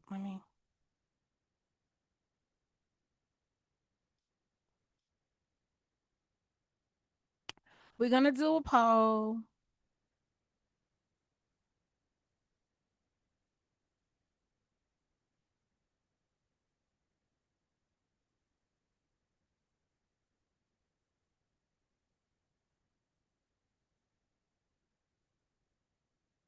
If you round up, if you round up $105,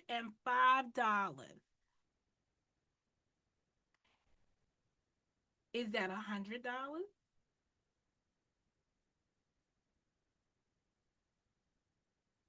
or $200 for conversation piece? Hmm.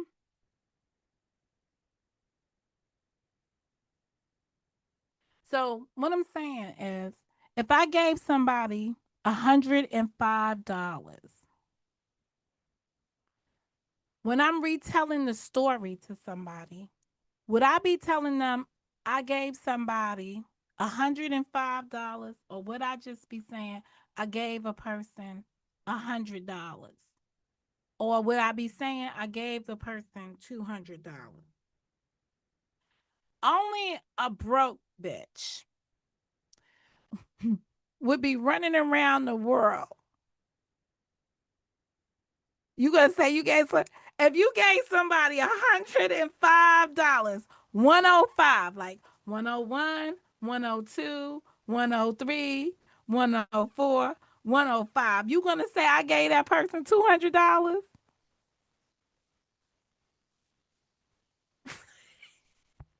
See,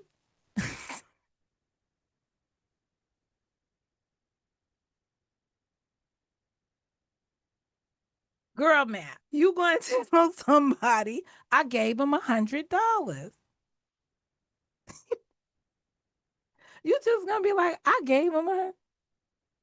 Oh, I asked what she would do. No, we doing girl math. In the girl math world, no, that's not what her did. Her came out here.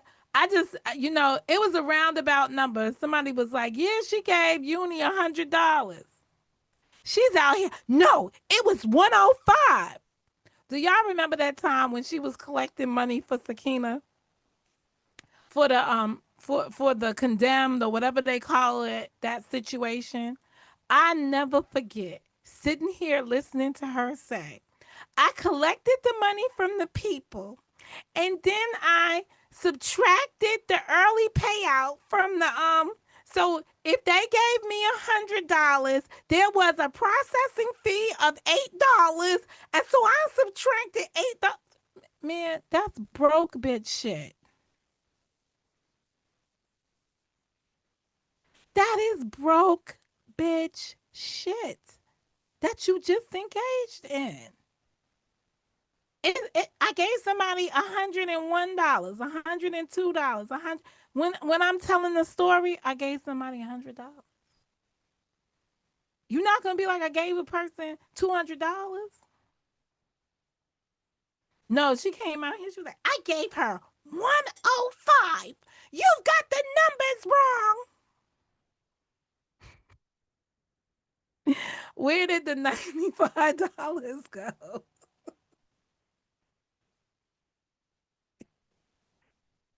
Who the hell know? This is girl math, right? Like I was just sitting there. I was like, did she not? She said they got the. All we did was say, I'm glad I don't have a uni dislike moment. Like I'm glad it's not about uni. What's up, April? Because if it was about uni, I think so. Anybody that really thought that video last night was about uni, no, it was about looking at the situation from a whole and just saying, like, the only part that I had on uni, and it's based on an experience I had with her with Miss Can't Handle It. Y'all remember her. If you don't, I'll tell you the story. Miss Can't Handle It had some incident, transpire with me, Momo, and we was going at it. We was cussing each other out, right?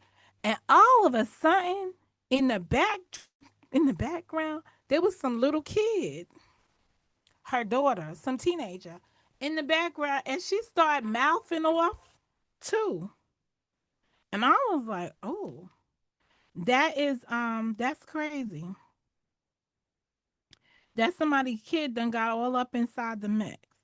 And then she told the people I cussed out her kid and all this other stuff, and people believed it. And it just went. And I was like, I didn't even say nothing to the kid. I said something to you. Go tame your child. Taming of the shrew. You're gonna have a you know you're gonna have a problem when you grow up if your child don't respect you enough to just mind her business. Out of this situation, children should be seen and not heard. Right? Those were all the things I said.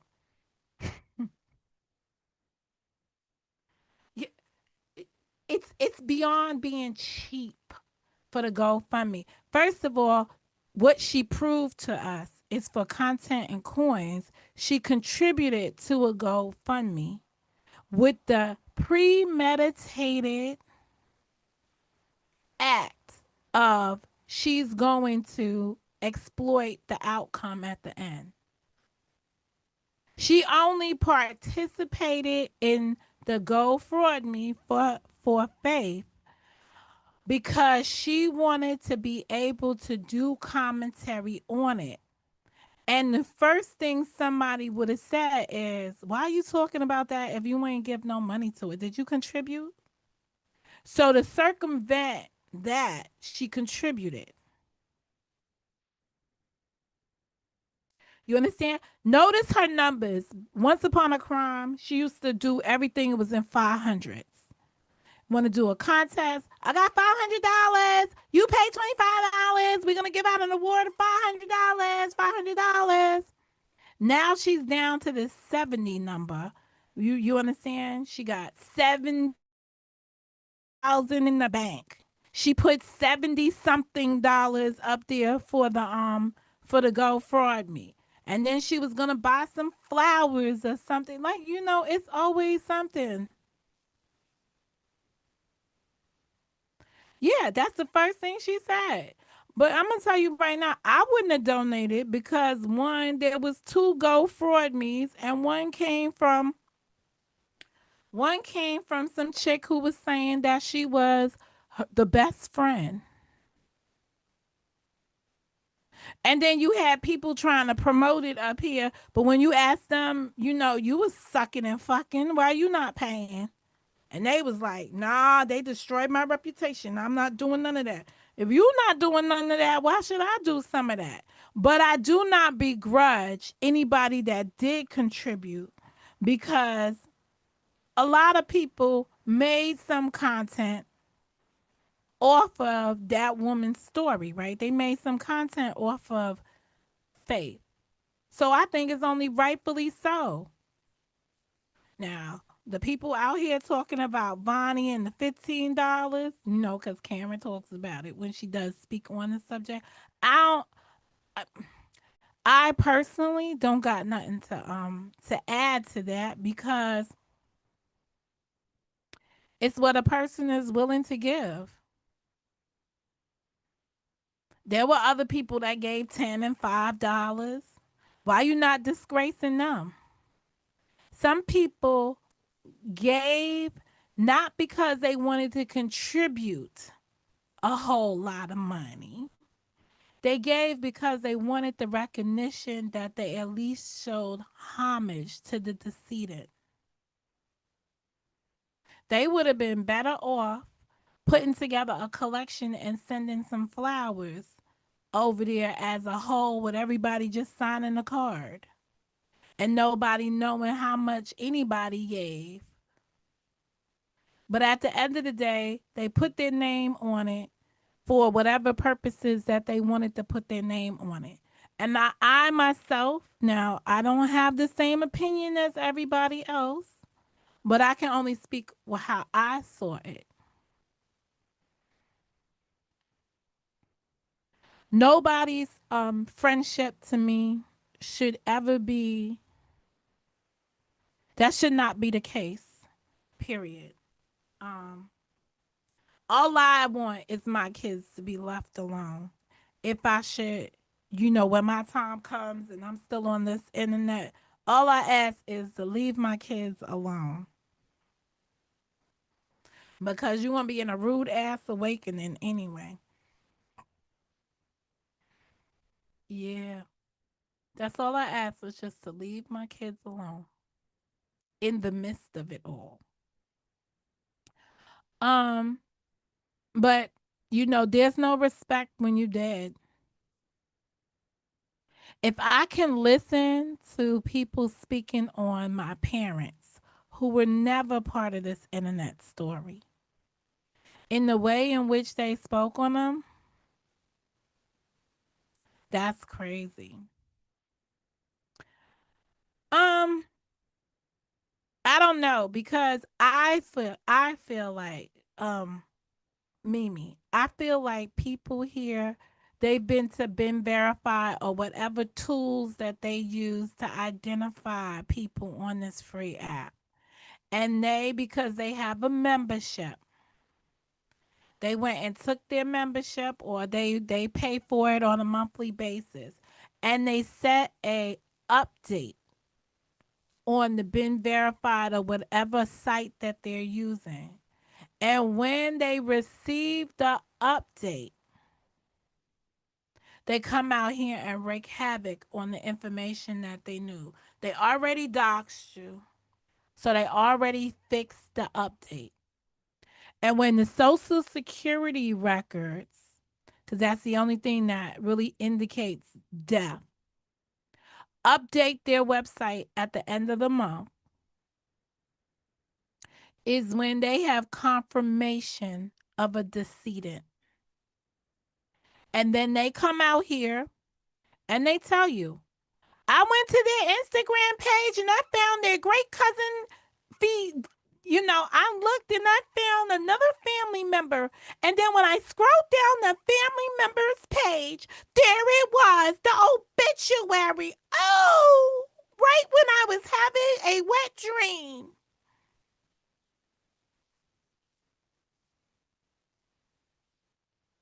That's what they do. It's not no rocket science. Somebody right now that we used to partnership with on this free app is ill. We don't know it because they not here. Their phone is over there on the side of the bed. They might be right now in hospice care. They can't come here and say they final goodbyes because something happened. But the minute that notification comes out, you would believe that they had had a conversation with the person. It's the weird stuff for me. It's just weird. They will have premonitions. They will be shouting from the rafters, have you heard from so and so? Do a wellness check.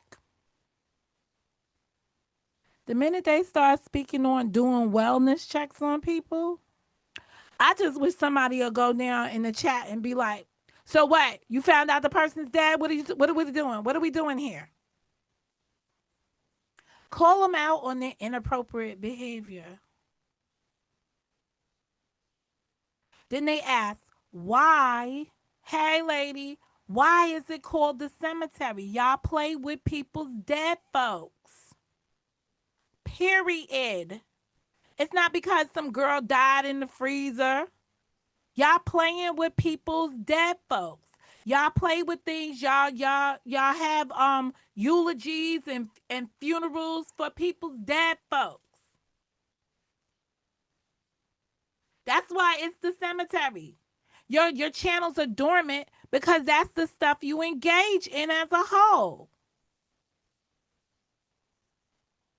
I don't like the fact that they keep calling it the cemetery. Shit, your house looked like somebody ran through it and it was dead. You're telling us, right? And this is with all due respect, this is what you're telling us. You're telling us that your life is in shambles. It's disorganized. This is what you telling us.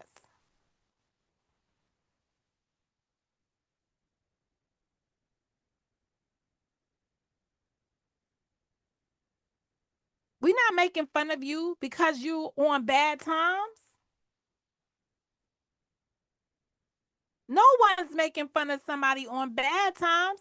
It's just that knowing that you on bad times and lying about being on the top of the world just don't make no kind of sense.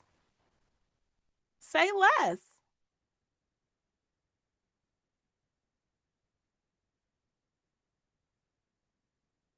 I cannot imagine turning around with my camera and showing a disorganized array of stuff.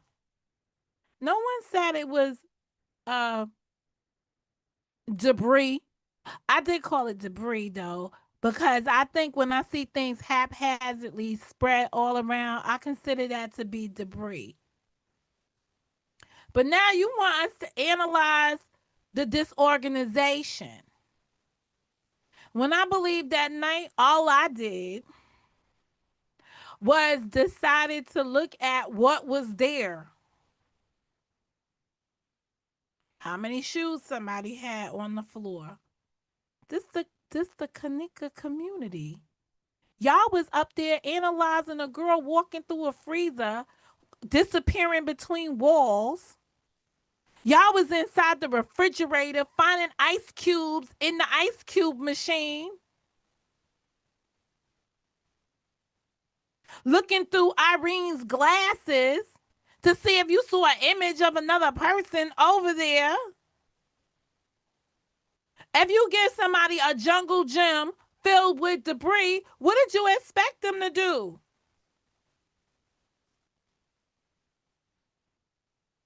Michi, turn your camera off. Girl, that's what we saw. We was roasting the shit out of what we saw. Not who you was. But it became personal to you because you're not living in your reality. Imagine telling people that you got the keys to a brand new apartment, and then you telling them on Saturday you're like they're building a dog's cage or crate or I don't know so that I can adopt foster puppies.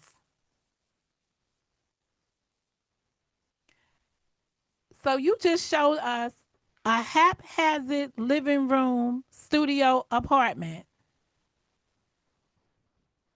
with your niece who is disorganized and you just there. And now you want us to believe that you moving into a freshly new clean apartment to raise dogs. Like you in a kettle. Called it kettles, I think too. You can't make this shit up.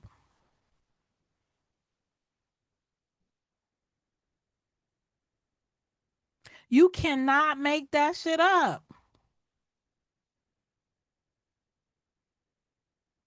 I understand wanting to care for other things because it will be a distraction for the things that are simply chaotic.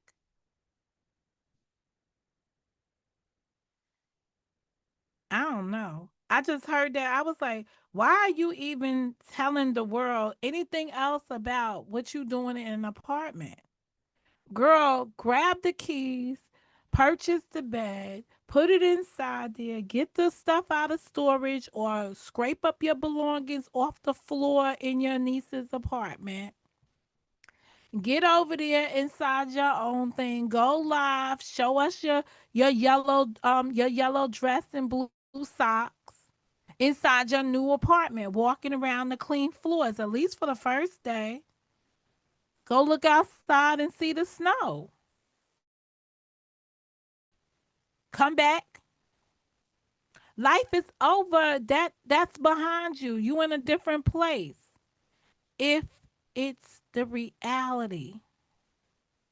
But if you're still trying to impress people who cannot make your situation any better, Mo ain't got a dime to add to your situation. I cannot improve your situation. I'm not in any place to do so. Neither is half the rest of the people on this internet. So why are you trying to impress people who don't warrant that? Why would you do that? You don't owe anybody here anything. But why would you do that? Let's talk about the us scenario. I just got time today because some of you get on here and you think you're part of a team. And sometimes when you hear them discussing what's going on, they start talking about, well, they keep bothering us and the us, the we's. What happened to the me's and the I's?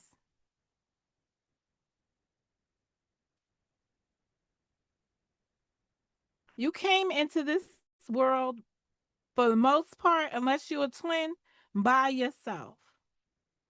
Why are you incorporating these people in your stuff? Oh, we doing this. They keep coming for us. No. Get out of that mindset. No, get out of that. Just worry about yourself.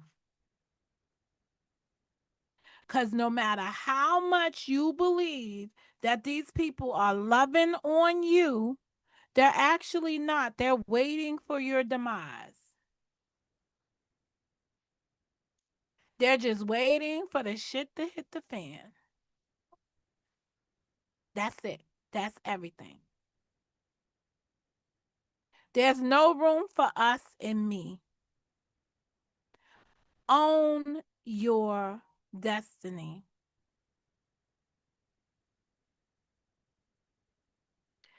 The journey that we are on has many stops along the road. Don't get stagnated in one location. I was going to discuss something on the in my new year. Let me do something like this.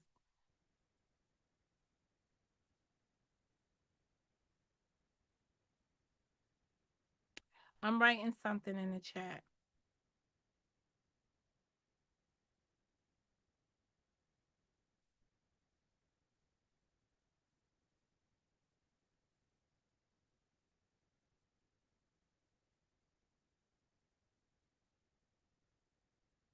These are fictitious numbers.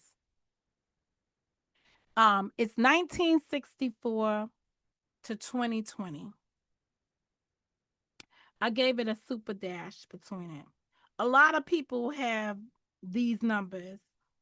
Do you know where they have these numbers at?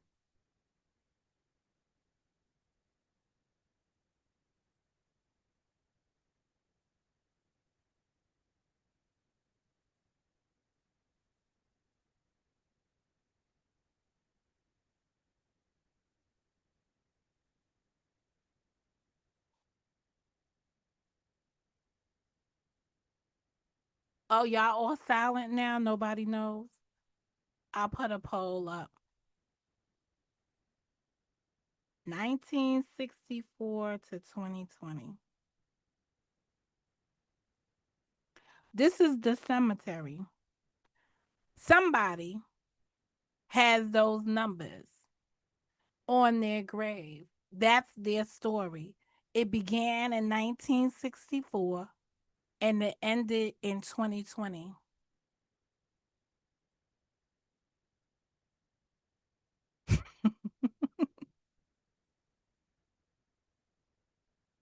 Thank you, Kayla. Do you know what's important about those numbers? 1964 to 2020. What's the most important part of that?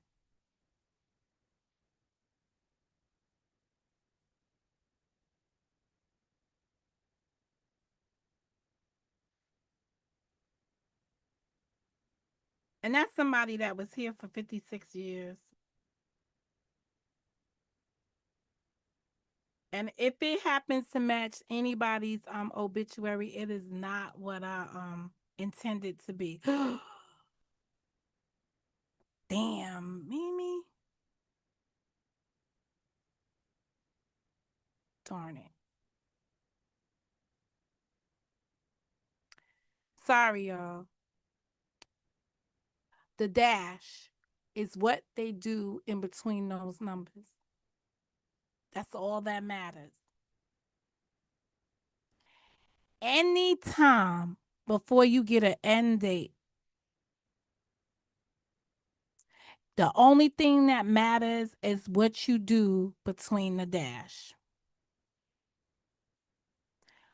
This moment, if you're going in the wrong direction, guess what you get to do? You get to change what you do in those dashes because you don't have an end date. You have an end date, but you don't know the end date. It's what you do between that time and that time. That's all you got.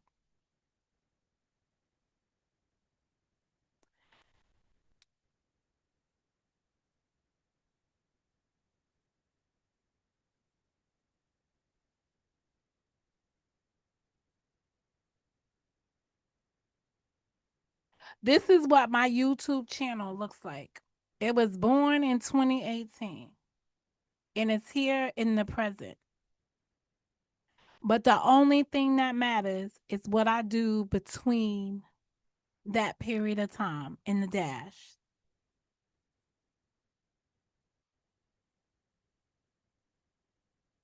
I wasn't thinking about being here past this 2026 because I had gotten fed up with all the things that I saw happening. And I think for me, the straw that broke the camel's back was the situation recently with Joy, cousin Joy. And then I had to think for myself and say, there are so many different things between here and when I'm no longer here that I could achieve if I stop getting lost in this chatter. And then here we go. People give you a bird's eye view into how they used to do business. And I'm going to say how they used to do business. You want to know why? Because I don't think anybody's sitting behind the scenes right now at the end of a live stream talking to Lovely for her to record them. I very much doubt that that's what somebody's doing. You know why? She chose to give us old, expired conversations, not nothing new, current. She can't even tell us or show us a bag that she walked out of her home in, where it comes from. People are hoping that you get so caught up in the first beginning part of your dash that you lose focus on what your present contains. Don't get caught up in that narrative. If you found new relationships, salvage them. If you haven't set any, not resolutions, but any goals for your journey this year, take a moment to set some. As for me, Monica Mo Justice, I have a word of the year. I have a plan, an action plan in my 3 core areas: spiritual, personal, and career.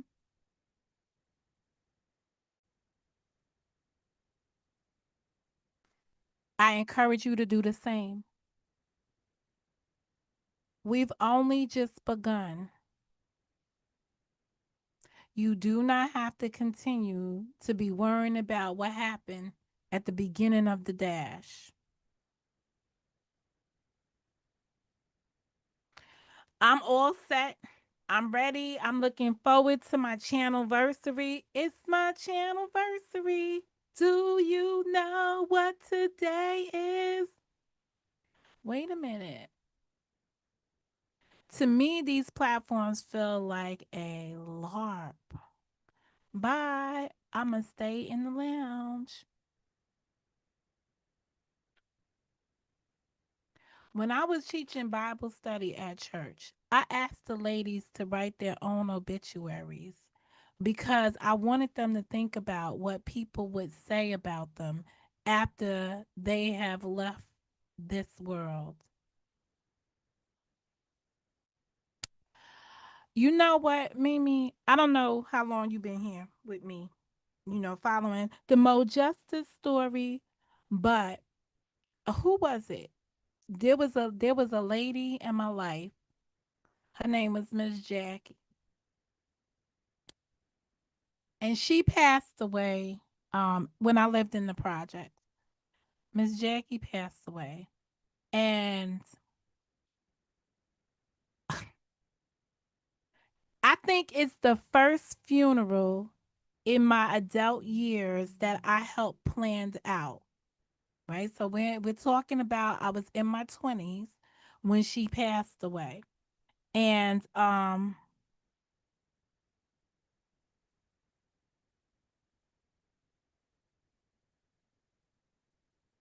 her kids did not know her story. Like, we couldn't write an obituary for her other than when she was born, when she passed away, when she how many kids she had. We knew what she did for a living, and that was it. It's the first time that I had participated in. No, they didn't know, but don't be so surprised about that because our older generation, they wasn't so they didn't tell you everything that they did. But I knew before Miss Jackie passed away that her husband had passed away maybe a year or two before her, and she had had him cremated, and he was on the top shelf in the projects of the cabinet. So he was on top of the cabinets. The damn thing had expanded and everything. Um and everything. And we was just like it was creepy. Anyway, when she died intestate, as most of our older generation does. Intestate means without a will. And we were left putting together her funeral and with no resources. But we pulled something out of a hat and went to um the undertaker for the hood, because there's always one in the project. Just like they have the insurance man, they have the undertaker in the hood. And anyway, we got her put away nicely. And she I did the eulogy. Is that the eulogy? I read whatever it is. You people that go to church more than me, y'all know what it's called. And I had to go up there and read it. And somewhere between when we was putting this together to when I got the last papers in my hand in it, I was like, who put this stuff in here? So I went back and I'm speaking to the funeral director. And she was like, oh, it just seems so vague. And I know that there was so many stories that people told me as I was, putting this together. So I just gave her a I was reading it and I was like, just not who that's not her story. It was just little things. And before I went up there to do the I'm gonna say the eulogy. Before I went up there to read that thing, um They started singing that song. This is my story. This is my song. Praising the Savior.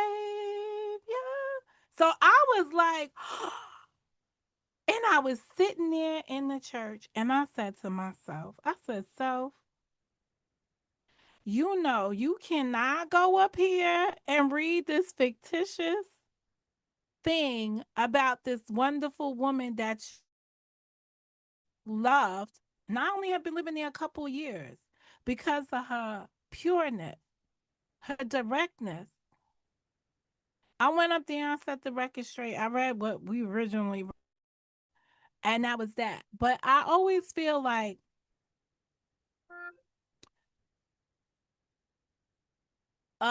things need to be explored differently.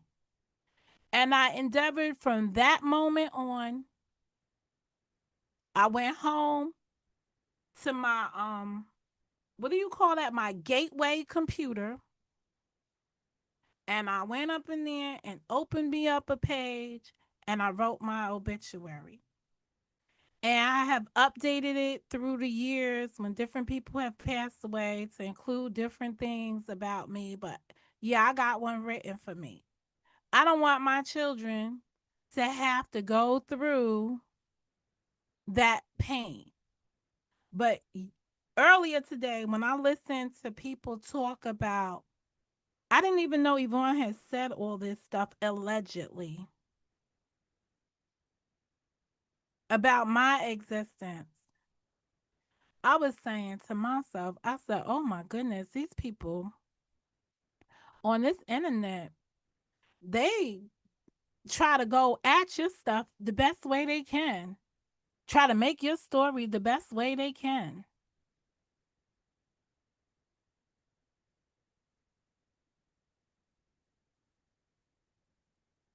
It's just, it's sad to me. I'm not even a celebrity.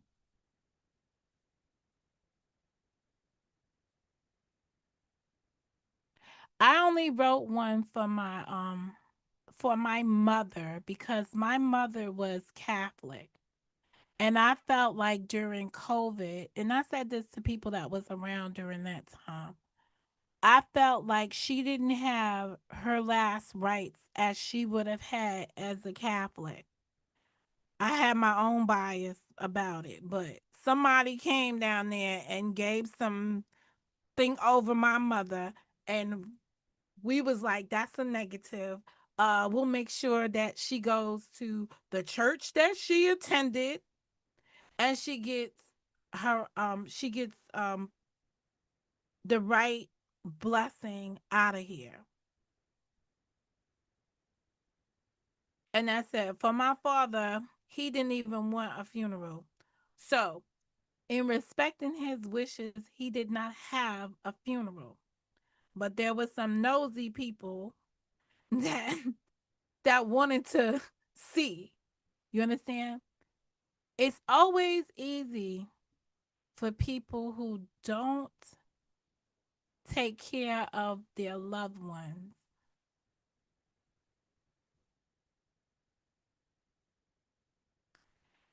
who didn't take care of their loved ones, to feel a certain kind of way. What I regret on this free app is that people like the real Yvonne, that's the name of the channel, the Kells, bad and bougie, bad and confused about being bougie, and maybe even the lovely channel took it upon themselves to reach out to other women in my family and harass them, all for YouTube clicks and views. I think that's sad and pathetic. I think it's sad and pathetic to hear people speaking as they were speaking and somebody say, She's got four siblings. Y'all don't know the half. I think that it is pathetic for people to come out here and do something I never did. If you can find me a video where I try to capitalize on the passing of my parents, please let me know. Please show it to me.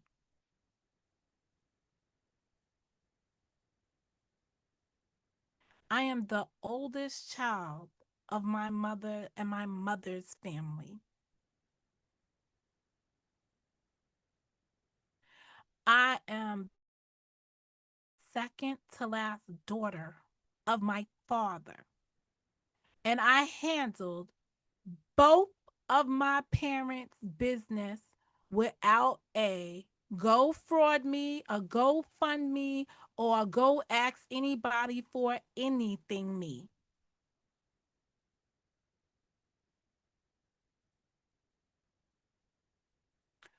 Period.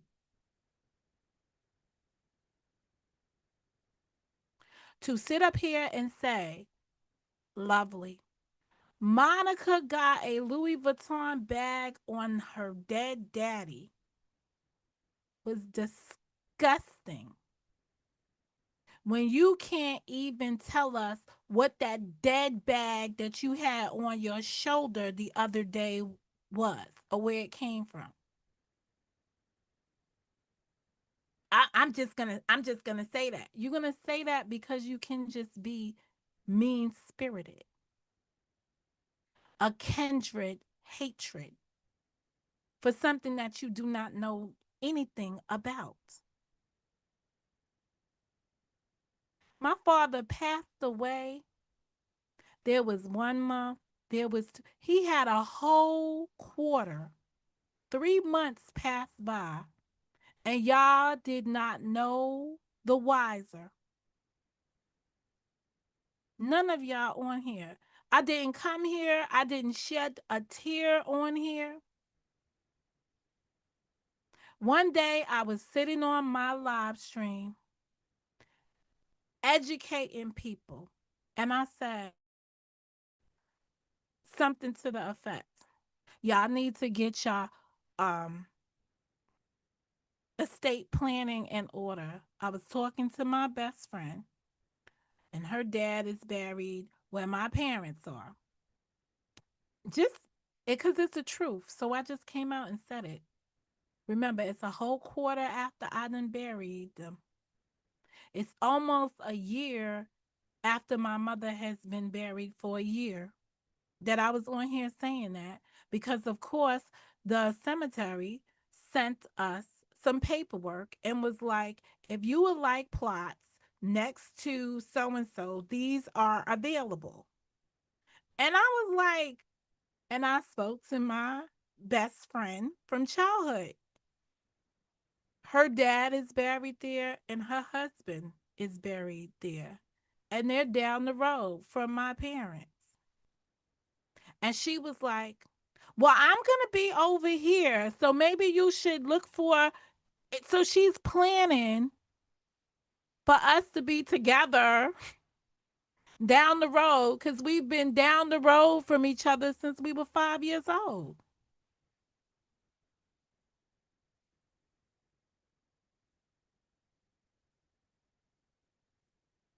I was like, wow. They came up here and made videos about that. They came up here then and wanted to look up pictures about that. I listened to Lovely do some other video the other day where she was telling me that I did not attend a funeral. It's regurgitated bullshit that they heard from somebody else. And then when you got to tell the story, you just telling it any which way you feel like telling it.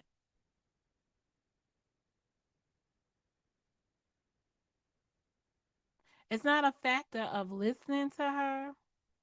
It's a factor of people destroying your character for their own self gratification.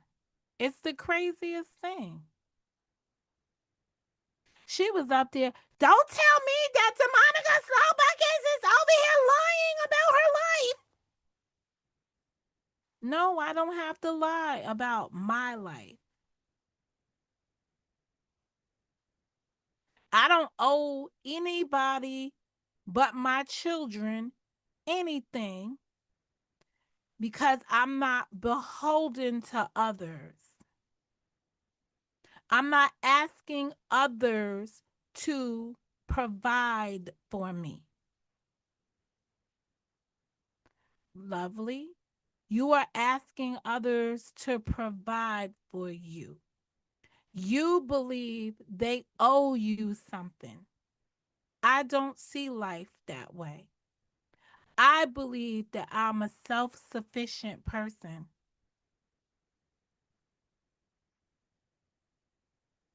and I'm sustainable.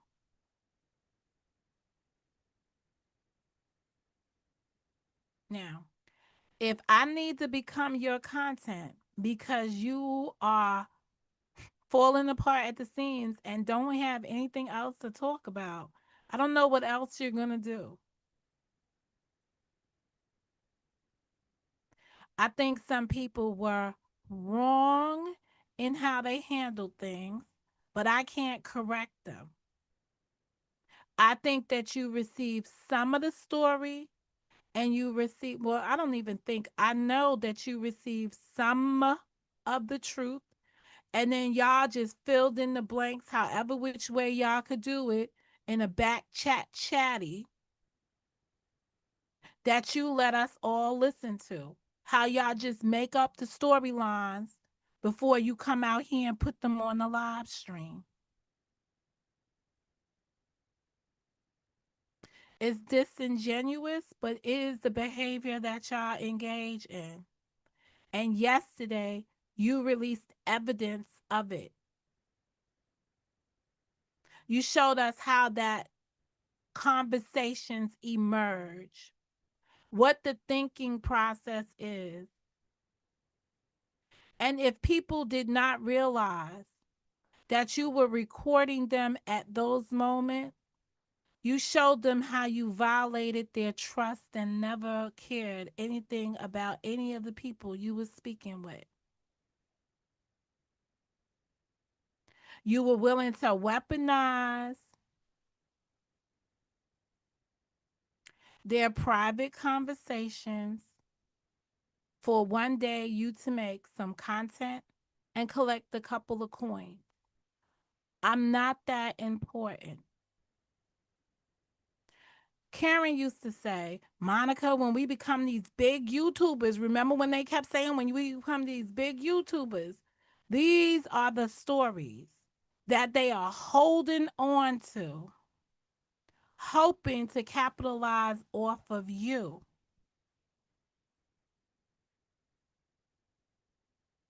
Some of the information is true. But if it, you know how they say, if it's too good to be, if it sounds too good to be true, then it is, then it is. I posted, I am working in that 52. That's supposed to be a very good spiritual guide for 52 weeks of the year. So I started in that 52 weeks. Um, I'm gonna go through those 52 weeks. I'm still gonna come out not at the end of the year, but at the top of the year because you read a certain amount of books of the Bible, and then there's an activity book to go with it. So that's what that's my journey for this year. Um any questions, comments, or concerns from the chat?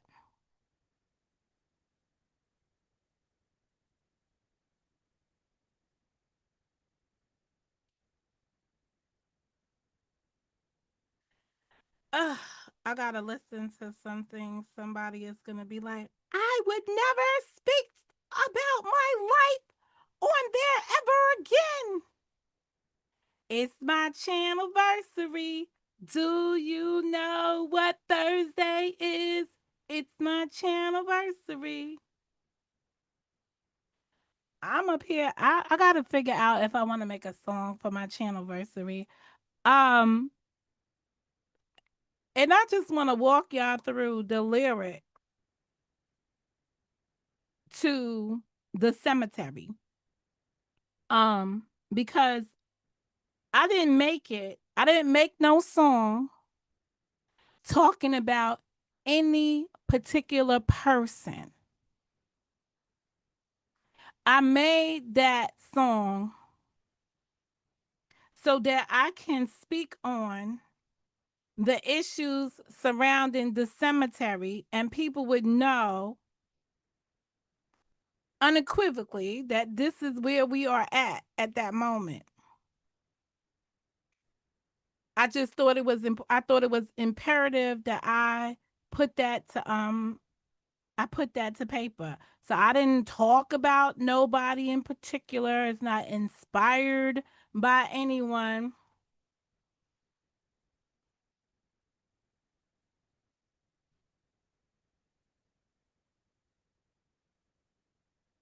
Um it was basically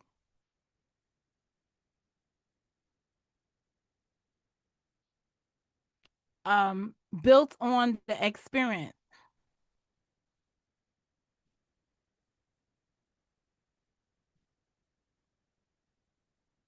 Kayla, we already had a book club around here. Nobody wants to read. I can't force folks to read.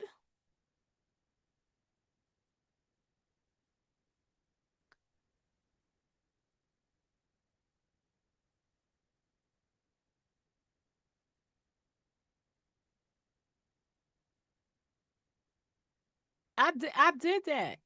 I did that. I can't go backwards. It's a crazy it's a crazy affair. We started with, if you don't know the history, we started with this is a book club. You read, you give me a book, I read it. You give me a title, I bang out. You gonna answer in the chat. You're gonna participate from the chat. You're gonna participate from the panel. You tell me how you want to do this, cause it takes participants.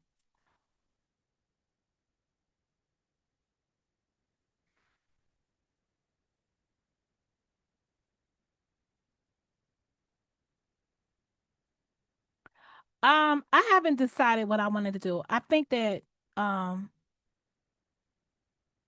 I think this is in response. So, Kayla, if you want to do a book, let's go back to reading and discussing books. I would love it. Okay. Next, under any one of the community posts that is current there, shoot me some books that you're interested in exploring, and I'll see. I didn't even this year. I didn't even create a book list. That's the only thing I didn't create. I didn't create a book list. Um, Beyond me reading the 52 weeks, doing my 52 weeks of the Bible that I posted on the channel. Um, Beyond that, I did discuss the hate you give, but she wrote a book after that. I did Monday. Monday is missing. I got a whole. I don't know. I've read so many books, but all of my books have been about injustice, different people being incarcerated and being wrongfully incarcerated.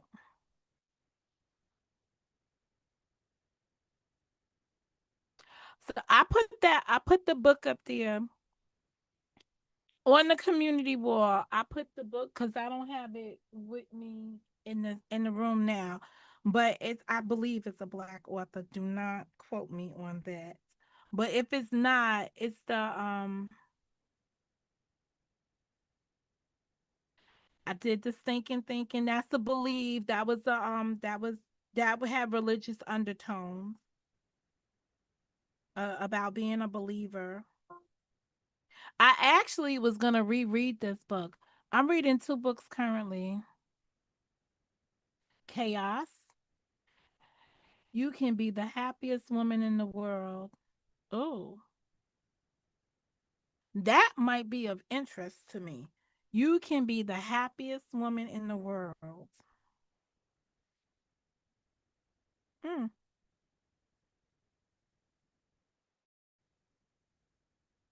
I might be your Huckleberry with that title.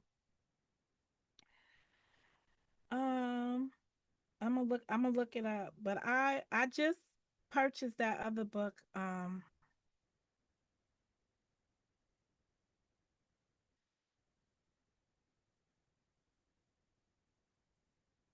Yeah, that looks like it might it could be a winner.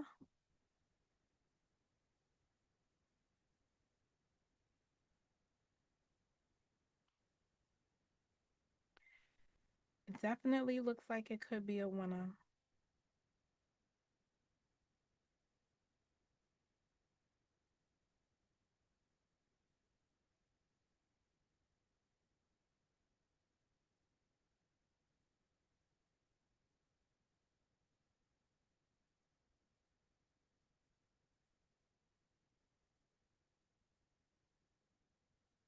I'm not reading 2 a week because I gotta be reading briefs and all the stuff for the job I don't have, the paralegal work I don't do. Okay, so here are the lyrics to the song. In the shadows of the YouTube streets, where the quiet gets loud, there's a story in the soil that has never been allowed. I will. Some patterns get buried. So, some patterns, right? The things that people do around here get buried, but they never stay dead. They whisper through the cracks like the words unsaid. And when the silence breaks, you can hear the resistance. Welcome to the chapter called The Cemetery Business. All that has to do with is an experience. So for those people that were running around upset and indifferent because I on my platform decided to capture what it is about the cemetery business that I will cover moving forward. It's the shit you trying to bury. It's the shit that involves me. If you wouldn't speak on me and incorporate me in this shit, I wouldn't have nothing to say. I'm gonna look at the community walls. I'm gonna see. I'm gonna see. Yes, the book is by the 52 weeks. Hold on a second. Why I feel like that's the name, but hold on.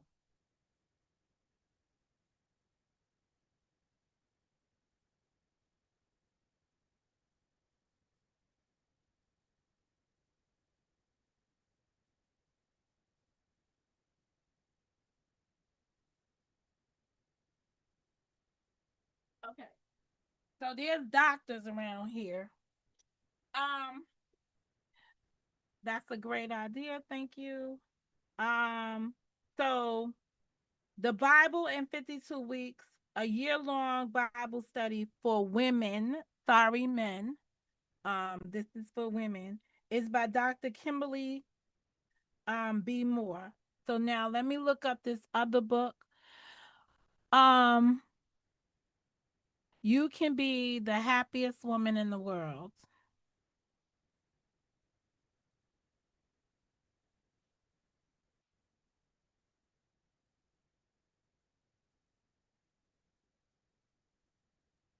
Let me see.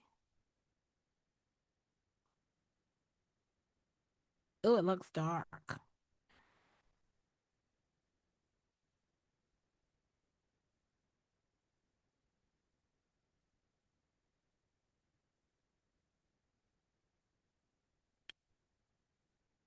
Hmm.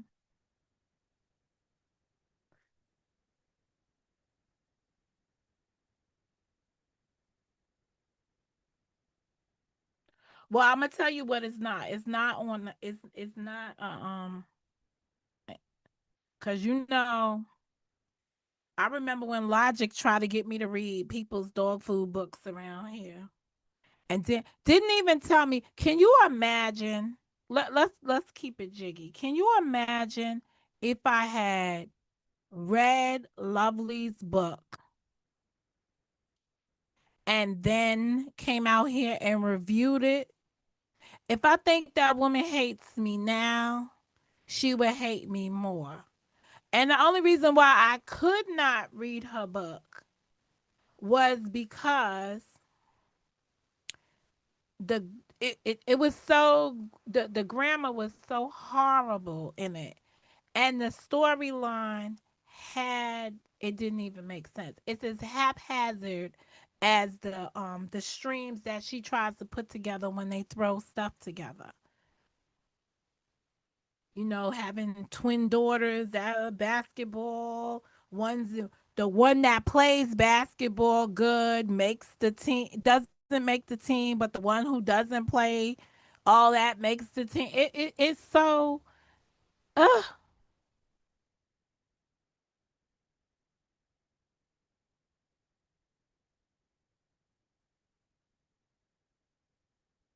The only thing I have about books, if the book is only available on Amazon, I'll be a little bit skeptical of books that's only available on Amazon because I'll be like they be written by these people that just put books up here. But I'm looking at a lot of books that are over here. All right. Um and I'm gonna look at the other one. She has books about what? How to lose husbands. I'm confused.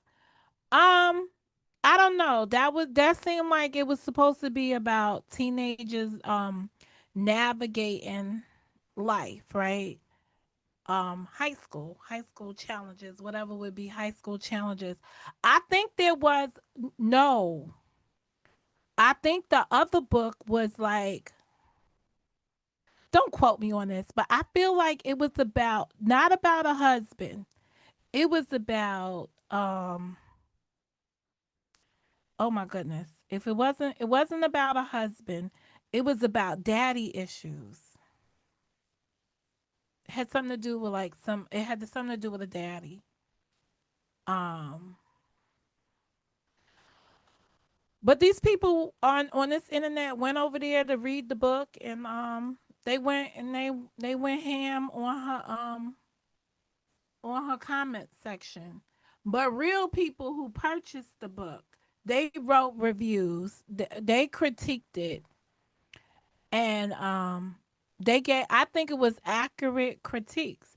And the only reason why, because Karen and I reviewed it on Karen's channel. We reviewed the comments that people wrote, because let's face it, what's the first, if you pull up a book to read a book, right? What's the first thing you're going to do? If you want to go to a restaurant and eat at a restaurant that you're not familiar with, you go to the reviews.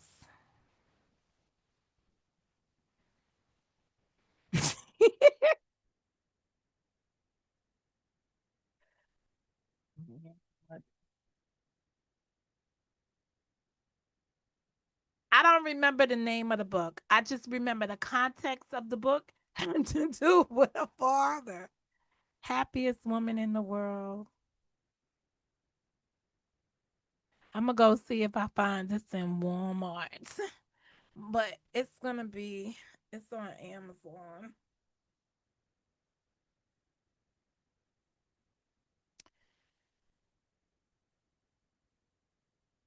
You know how you could be the happiest woman in the world? Just living your best life. Being good to people and not being trifling ass folks around here, but don't take my word for it.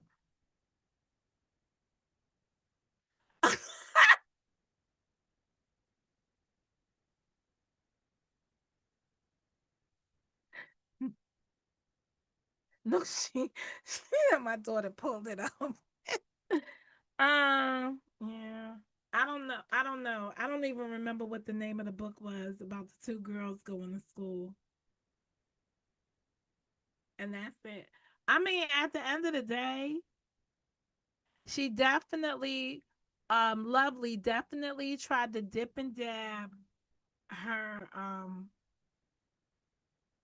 I mean, she tried to be a little bit into everything. The problem is that she lacks originality. And then it's it's one thing to lack originality, but then to be so hateful with it, it's crazy.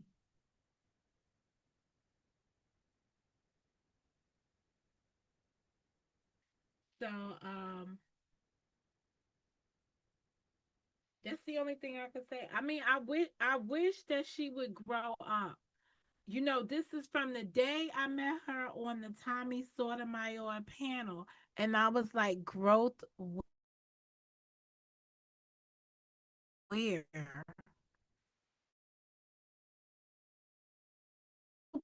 That growth somewhere. That at some point in your life, you're able to overcome the bullshit that you're on. Anyway, I ain't got nothing else to say. This is Mo. I've got to go.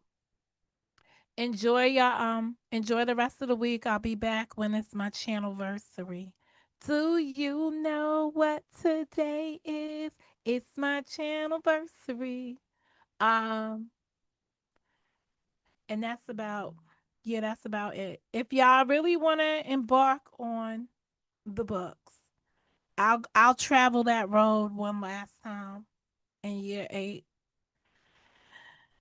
We going into year 9. I'll travel it in year 9. Anyway, this is Mo. I've got to go.